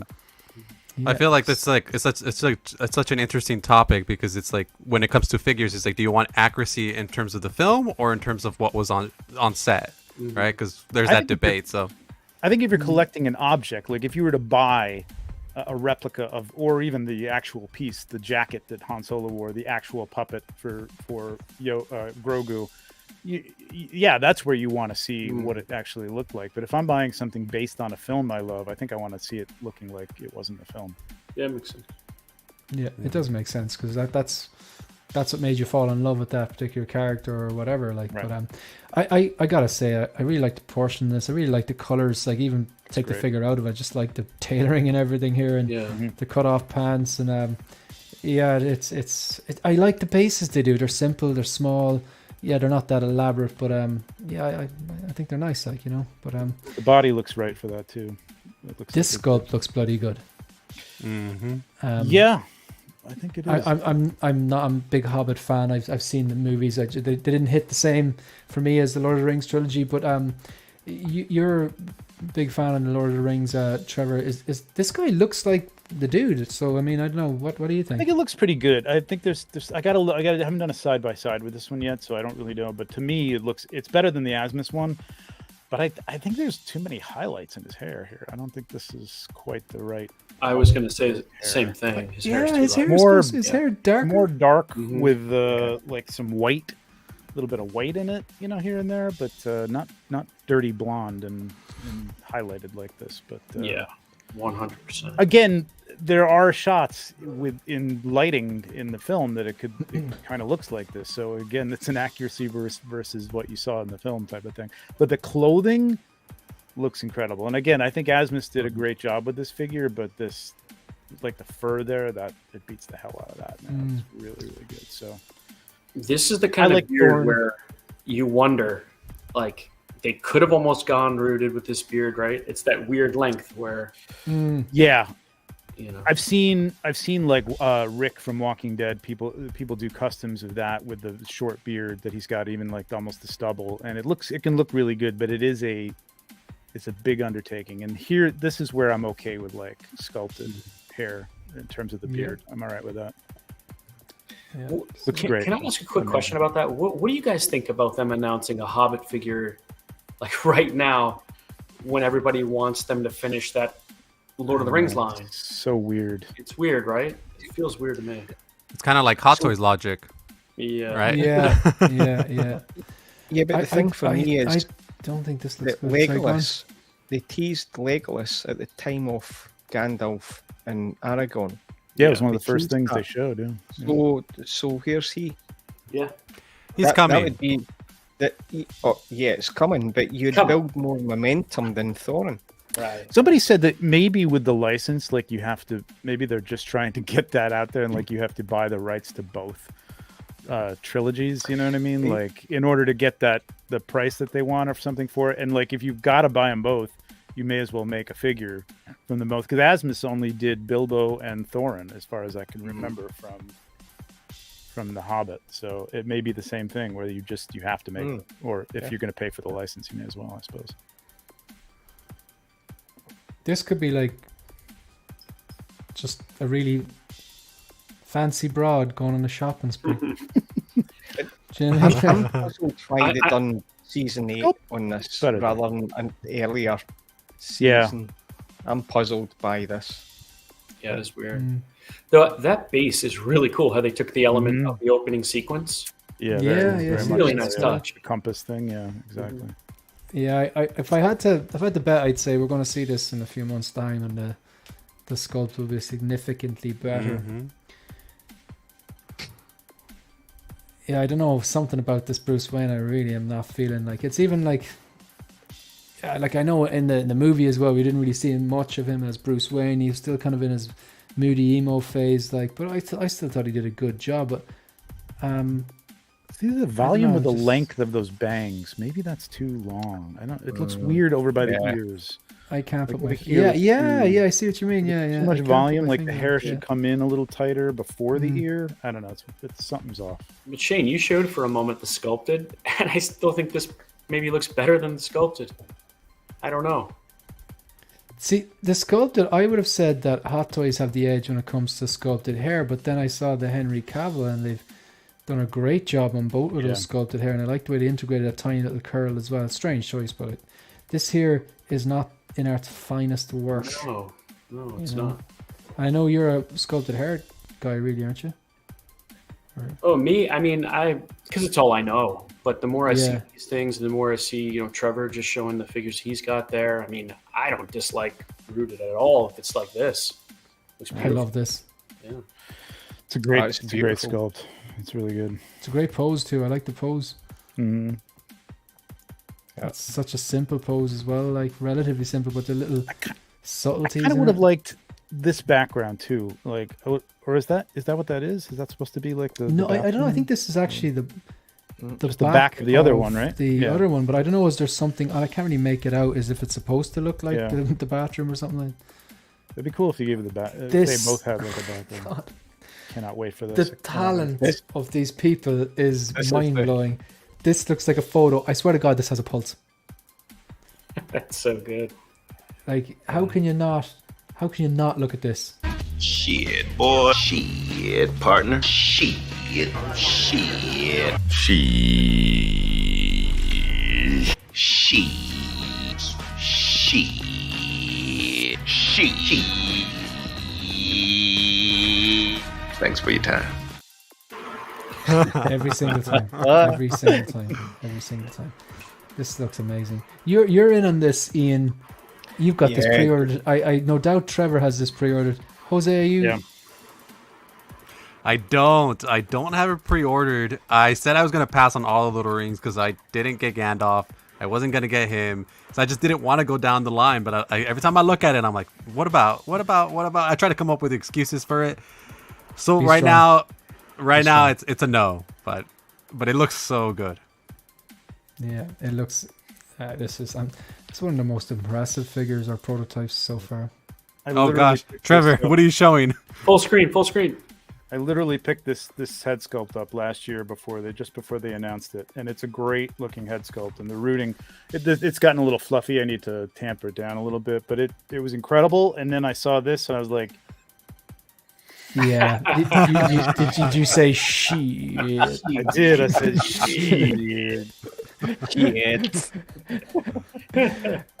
I gotta say, man. Do you know what? Like, I know Hot Toys are getting better and better with their diorama style bases, like whether it's the rooftop from the final swing suit, or it's the new the Mark III 2.0. They're putting more effort into their bases, where they're moving away from the sand-based type of approach, would say. But I gotta say, I like these simple discs as well, or a bit of marble slab, whether it's the Superman or the Gandalf. I actually like them. They're simple, they're elegant. I love this kind of the biscuit style base here. Yep. This is shaping up to be this is shaping up to be bloody. Yeah, it's a lot to like here. Mm-hmm. The kind of dynamic, the cape as well is wired as well, which is interesting. I wonder if this one doesn't come with 2 capes like the Superman comes with 2 capes though. Here's your bite. All right. Thoughts? All right, so I'm going to show... Go ahead, Ian. I'll let you go first. No, I'm just saying that a lot of work needed on this. This is my Superman, so... and I've talked about the suit and everything I want to see on this. So I want more, but I'm just over the moon that they're doing it because I want this. But this is a very early prototype. Mm-hmm. So what I was gonna say was I had not seen the Christopher Reeves films. I'm on the younger side, so but I had not seen these movies up until earlier this year. I saw 1 and 2, but I couldn't get myself to see 3 and 4. I don't know if you guys think I should or not, but no, don't bother. 1 and 2 is it. That's all. So I saw 1 and 2, and I really liked them. The first one more than the second one, but I did really like them. So now looking at this and having the possibility of having it join the collection, obviously the Hot Toys are harder to find now, or unless you go custom route, things like that. I've seen a few customs, out there. But this looks interesting, as you guys said, early prototype. I think this Clark Kent looks better than the Superman in terms of likeness, but you can hide it under the hat and the glasses. So I like the little smirk there. It definitely seems like Christopher Reeves. Yes. I really like this. I don't know if I'd go 2-pack. If they do offer both, Clark, I'm assuming there's going to be a 2-pack, right? And then most likely you can get each individually. So I'm not sure if I'd get the 2-pack, but it'd be tempting. Jose, for sure. This is actually Superman. You can't tell it because he's wearing glasses, but this is actually Superman. Oh no! You ruined the illusion for me. I know, man. You never put a spoiler alert. Yeah, I know. Did you ever watch Superman and kind of go, guys, it's the same guy? Oh yeah, of course. I know we're talking about plot holes and but this kind of comes back to the Ahsoka point. It's like Superman movies are everyone a lot of people love them but you do put things aside when you like. You got to something. suspend disbelief. Yeah. Yeah. Although I would say Ewan would probably agree with me that again, Christopher Reeve. I think his Clark Kent was the best at being different than Superman. You know what I mean? He just played the whole bumbling, nerdy, well. I mean, again, Cavill's great, looks the part, but I just don't think his Clark Kent was quite as convincing being not Superman. He was too cool. He was just Superman in disguise, I think, most times than not. Yeah. What was really great is that scene where he they kind of play this over and over with the Christopher Reeve scene, but it's the scene with him and Lois, and then he kind of hunches over when he's going to turn into Clark Kent, takes off the glasses, and then suddenly he's standing up, upright, and so that was a clear distinction between the two characters. So it's like, even though it was the same guy, and you could be like, well, how many tall guys like that do you know? You know what I mean? But there was a distinction there. I'm going to be super picky with this figure when they start showing it, because first of all, those clothes don't look. This is obviously a prototype because this looks bad. You're talking about the one on screen now, or the previous? Tailoring is not good on this thing right now. I gotta say, I thought the tailoring was better on the bathroom dancing one they just showed. Definitely. Yeah. And this one here, the suit in the movie is not fitted. There's space in it, and that's part of the thing. But it's just like it's not hanging right. Maybe it's because he's sitting. It's like too heavy a material. The hands look a bit plasticky because we know they do amazing hands. Like they do, like those. Remember those the jail cell diorama hands, which were seamless. Yeah. With the makeup on them, but can you move it up a little bit? Is there more to it? Yeah. You want to see Yeah, those lapels aren't right. The lapels aren't right either. They're not. Yeah, it's There's a the curve to lapels. lapels. Yeah. They're not straight like that. Yeah. Yeah. But the head Way too sculpt big. and the rooted hair sits really well. It's tidy, like it's. I actually think the head sculpt and rooted hair looks very well. Or, Those look good. do you not agree? Yep. And movable eyes is gonna be nice. That's what it's gonna have over customs. Which is Marais. gonna be hard. That diorama is a killer. I love that. I think I would have rather For had me, the stairs. I don't know. Oh, those stairs would look. Or the makeup room, which somebody else did in 1/12, which was cool too. Like same chair, I think, but it was like in front of the mirror with the. Or maybe it was. We're the makeup. being called out. Channel member 12-inch Moose Stream, just back fresh from Oxcon, I believe. That's right. That's right. You 12 inch. young whippersnappers better get caught up on the superhero media. You guys never had to stand in line for an hour or more to buy your tickets at that box office. Everyone googling, what's a box office? But They still have an office for boxes. I actually would say that I disagree. When I went to see Mrs. Doubtfire with my mom, dad, and sister when we were really young, we had to stand in line, and because all the tickets were sold out, because you had no way of checking because the internet wasn't a thing yet, and we stood in line. I think there was one show sold out, and then the next one we got into, and we almost had to stand because their ticket system didn't. They were just kind of guessing. Yeah, I let 100 in. There's 100 seats, and obviously it was oversubscribed. But I don't know, did someone get up when we sat down? But yeah, I vaguely remember that. But yeah, you're right. I didn't have to do that too often. I mean, I'm not that young, but I had to wait in line too, even for I think Man of Steel. Like this is before reserved seating. I remember I had to wait in line for like an hour because it was not reserved seating, so I had to get there early, and beat the crowd so I can get a good seat.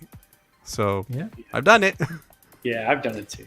Star Wars and the re-releases and the prequels. Mm-hmm. Yeah.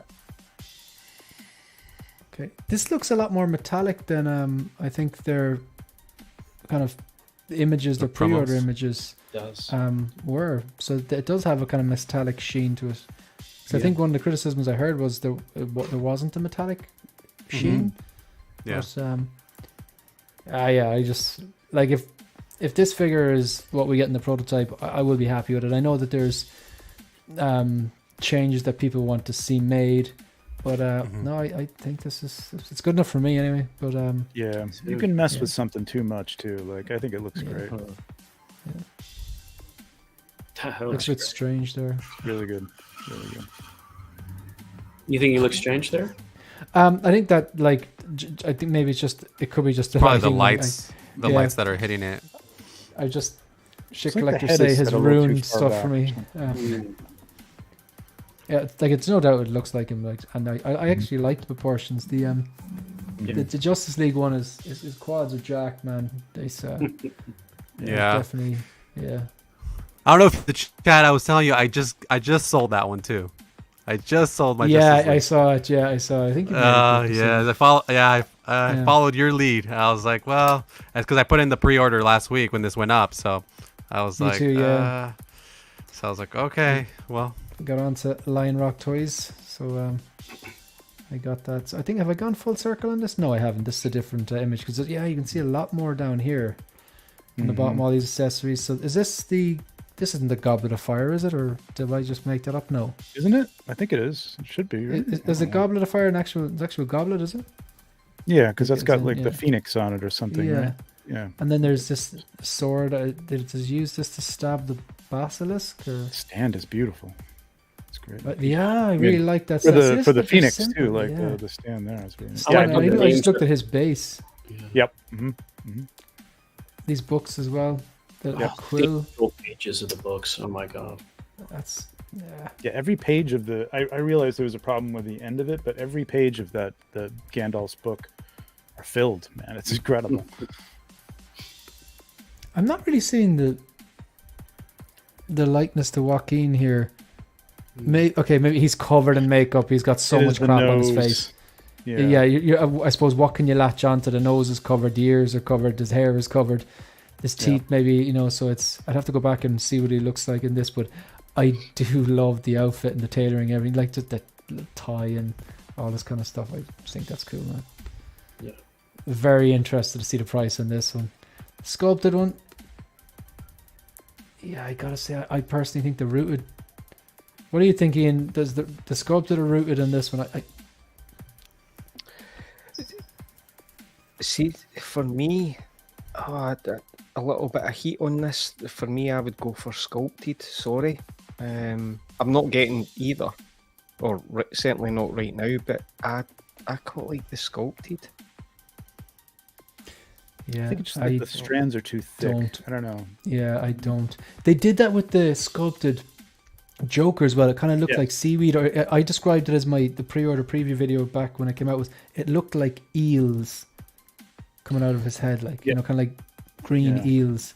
Whereas Hot Toys are so good at doing the little intricate sculpts, but the Cavill sculpted looks pretty damn good. This is ouch, Michael. But okay, no, fair enough. I probably deserve that. So I wasn't included there. Okay, yeah. I I do. I love think this. you're right. Oh, sorry. King Dingaling, I'm as old as dirt. Oh, there you go. I love that. Okay, I'm not even talking. I hope the Batarang is removable from the chest. I think it is, yeah. Is it? Okay. Yeah. I think in so. the Hot Toys one as well, and I believe the Hot Toys one is die-cast, if I can remember. Oh, They did an cool. update. cool. So what were you about to say there, Trevor? Yeah, I think Hot Toys has it over them with the sculpted hair. Honestly, so far. I would agree. Yeah, would agree, I think that's the one yeah. thing that they're behind on. I would agree. Yeah, I mean, I agree. see it, and I think I agree with you guys in terms of maybe not having the best sculpted hair there. But again, I'm not gonna use it, so Yeah. Mm. Yeah, it's got like a Play-Doh look or something. a little Yeah. bit, yeah. I Compared to think that, this- look at that. Oh my god. Wow. that is going to be a thumbnail on the God, whole that looks- show, and it's only a matter of time, man. Yeah, it's a Oh, photo. the sweat. I know it's just wet, but it has that kind of way it clumps the hair together. It looks dirty and sweaty as opposed to just being out of the shower type look, whatever. Blood possibly as well. Did he get hit in the head or something? But the blood in his nose. I know. This is So good. wow. Yeah. Yeah. I see it, impressed. Shane. I see it. I already have the vision. I see it right there in your display. Single, right there in the D-top, doing the dancing. It's there, man. I see it. Okay, who let this guy in? Yeah. Security. Yeah. Could have done without the other sculpt and the clown Yeah. look. I don't think it's as iconic and like this plays into who he becomes and Yeah, how he becomes it. And I don't know. The other one was just. I kind know. of a I scene. think we're in trouble. The Lord tells me he can get me out of this mess, but he's pretty sure you're fucked. Yeah. Would you say the only thing about this figure though is that it's just essentially a statue because of the neck, because it's one piece. You can't really do much else with the body. You know what I mean? Does that make sense? I'm Like, trying to take a look at the neck. As in, there's like the only place this can rotate would be like below the collar. Yeah. So you could move it, but yeah, some Hot Toys come like that, don't they? Have the long kind of neck that plugs in.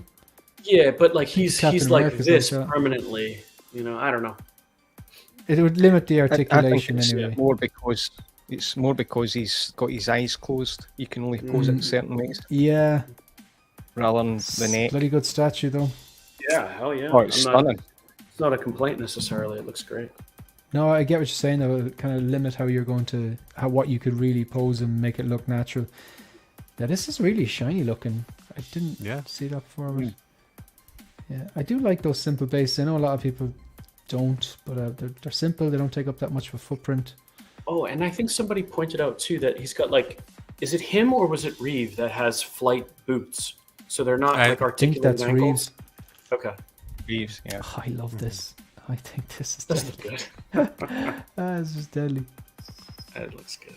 I mean, maybe you get in with a friend and you split it up. You know. Yeah. No. No sharing. That sword, man. Yeah, it looks really good. The details here are great, and Asmus does a great job with the details in the clothing, but this is better. The tailoring on that Thorin was awesome. Yeah. Yes. Yeah, it's better than the tailoring on this one at the moment, I think. Yep. I know it's not a fitted suit. It was definitely hanging off him a bit, like, and that was kind of added to Just that scene when he was walking on the steps. I genuinely thought they were going to do steps, man. I think I probably would have preferred the steps. I would be have preferred honest. the steps. You know? I mean, this is an iconic scene. This is the culmination of everything. But I don't know. I guess I don't know. Steps would take Now a I hell of want a the lot desk of and I want space. Murray. But like if Yeah. they just did steps You're and talking just like a red suit and one pack. Yeah, but a You nice know what I mean? backdrop But of like the city, you know what I mean, coming in on either side of it or something like that on there to look like this. I don't know. It could have been cool. you know See everyone's that going one to put free- Deadpool interview him anyway. that'd be cool. Shane, see rather than 3 different Joker figures, though, what they should have done, in my opinion, on this was like the Harry Potter. So you've got the studio set with Murray, and then behind that, then you've got the steps. So you could just take that figure and then change it how you want it. You can turn it around, and then you've got Yeah. the clown, right? Yeah, like Kind of like that's, they did with very- the Harry much Potter thing, better. where you Yeah, get the very two good sides point. of it. Yeah. Would be cool. Yeah. Yeah, or triangular, so that you have a bathroom, steps, Yeah, and a the very studio. good point. Yeah. Then you put it on a turntable and just let it rotate around. Yeah, that would be sick. Yeah, that's that kind of the steps on the other side. I do like that scene. good Is idea. just pretty damn cool. Maybe Viper will be watching this. He'll listen. Oh, I'm sure he is. Sure he is. Now, what is this? Is this? I don't know what this is. Is it? Is this from Blitzway or- Hot Toys? Or I don't Blitzway? think this is. This. I think this might be Blitzway. It's not Hot Toys. Oh, I don't know. I don't think it's Queen because I've seen the stuff that they've been teasing, but or putting out. I think Oh, it's the Blitzway. statues. Is Yeah. it Blitzway? Yeah, that looks pretty. Damn Yeah, good, that's though. what's way. Yeah. I know nothing about this. I know nothing. That's Frieza There you go, Ian. Oh, from hello, Dragon Ball Z. Hello, Ian. hello. Hey, careful! It's a family place. Schwing. I've never heard Schwing pronounced with a Scottish accent, so it's pronounced Schwang. Schwing. That's funny. No, Schwing. This looks bloody good, man. They've captured the likeness here. Sean They've captured Connery the saying physique. Schwang. This is, Schwing. Yeah. so Schwing. this is a statue then? I believe that's a statue. Yeah. And this is Ellie. Got her in my Yeah, shirt. from the video game. That is disgusting.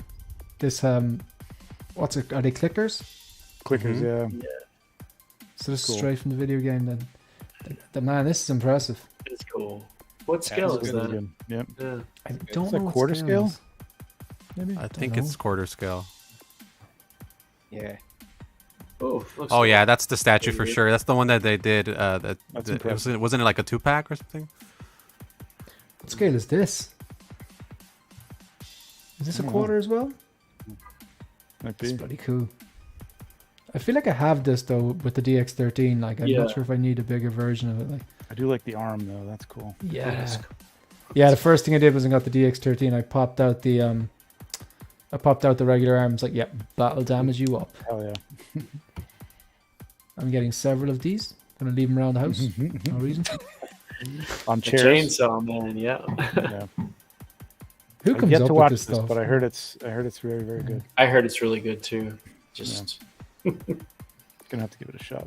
I love the way it's like he's just like dressed for the office. It's like does he just like he just gets stuck in traffic, someone spills coffee on him, he goes having a in bad then and someone sends him an email and he responds with someone kind regards as per previous email and he just loses his mind one day. it's the modern falling down. Somebody, Yeah, somebody This said is so overseas or good. something like that. Or... yeah, this is really good. Schwing. Schwang. It's a family show. Can't bring him anywhere. Can't bring him anywhere. Schwing. Very cool. Very nice. Yeah, that's good. Ah, it's nice. Hot Toys need to revisit the Terminator Terminator line. I line. don't think they ever will, but I never say never. But okay, I want to switch on to. I just want to X out of this and see if there's any other kind of 6 scale stuff here because we're getting on, and I kind of conscious of time going on probably more than we realize. But I do want to take a look at what was on the thumbnail. Otherwise, it's just false advertising. So I'm gonna switch to this is Queen Studios site. We got to take a look at this. So Oh gosh. this is. The deposit is 1,000 720. Okay, folks, that's all we have time for today. If you like the content, make sure you like the deposit. I saw the price and I was like, geez, that's very reasonable, considering it's bloody has Arnie's DNA in it. But Exactly. $5,000, yeah. So the deposit is 1,720, and then 3,000, and then shipping, which on a piece like this is going to be stupid, and then just customs. Like, I'm going to admit it, like, I never was one for Excels, and at the weekend I did actually pull an Ian and did the Excel thing, and had all my, like who I pre-ordered them from, and the dates they're due, because I want to see, because I know it's going to get busy over the next few months, and I added up everything I paid and everything I owed, but like, it's nowhere near if I just bought this, you know what I mean? Like, this is crazy. Like, But you do get a pair of sunglasses that you can wear if you'd like to. That's you and know the, what I mean? and the shotgun works so you can protect it, I believe. No, yeah, this Half of it, yeah. is insanely good though. They don't give you a break if you pay full now, too. I thought sometimes they give you a break on that'd that. be nice. Yeah.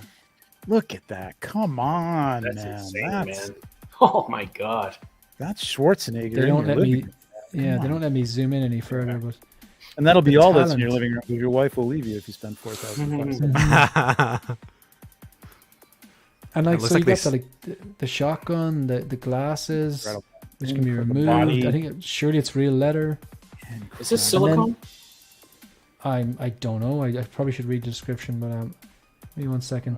You I got got to the imagine it probably is with the rooting. T800 head. I think the little Arnie then is the 1/12 in love front. that Then there's like a stuff. 1/6 scale behind it. 1/6 practically. scale. Yeah. Mm-hmm. It's so cool. And then there's the one of him arriving nude. Like, you see that one where he's on Yeah. his knee? In. No Yeah. showing that time. All right, fair enough. Schwang. That's Right. not for me, Shane. It's for someone.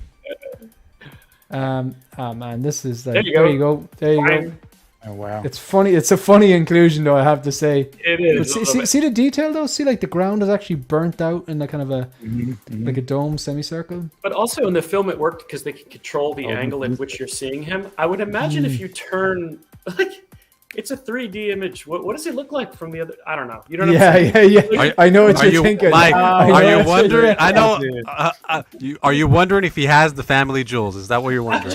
I don't know. I'm just wondering. But you the know? thing is, I was wondering that as well. Going like, are they going, Fison? If everyone's bought a Fison, you know where I'm going with that. Like, I'm pretty sure they Ken dolled him. They Ken dolled him. Yeah. Like, is he bulldogging us there or what? Yeah. What's going Oh, on? God.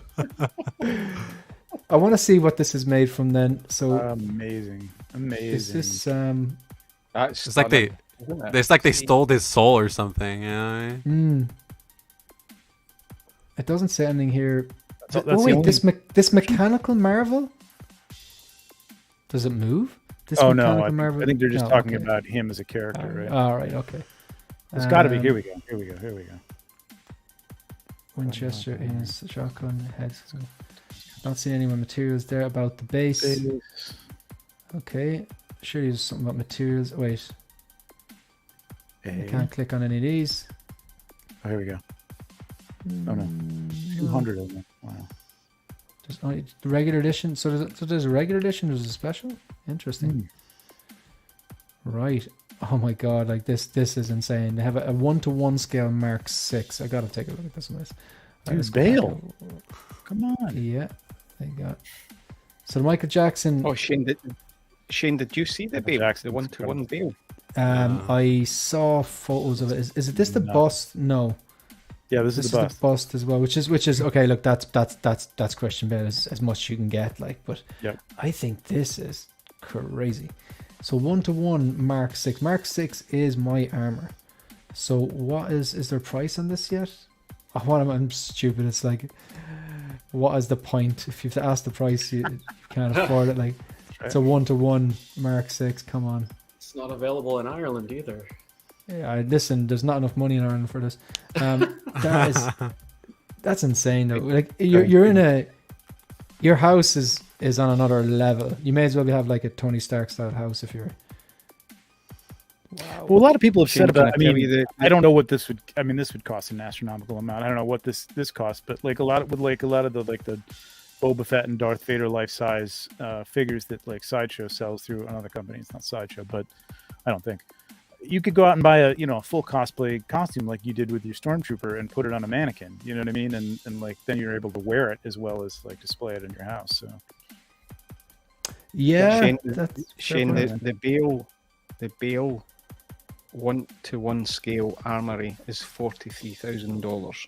Oh, I'm gonna get two, one to rock and one to stock.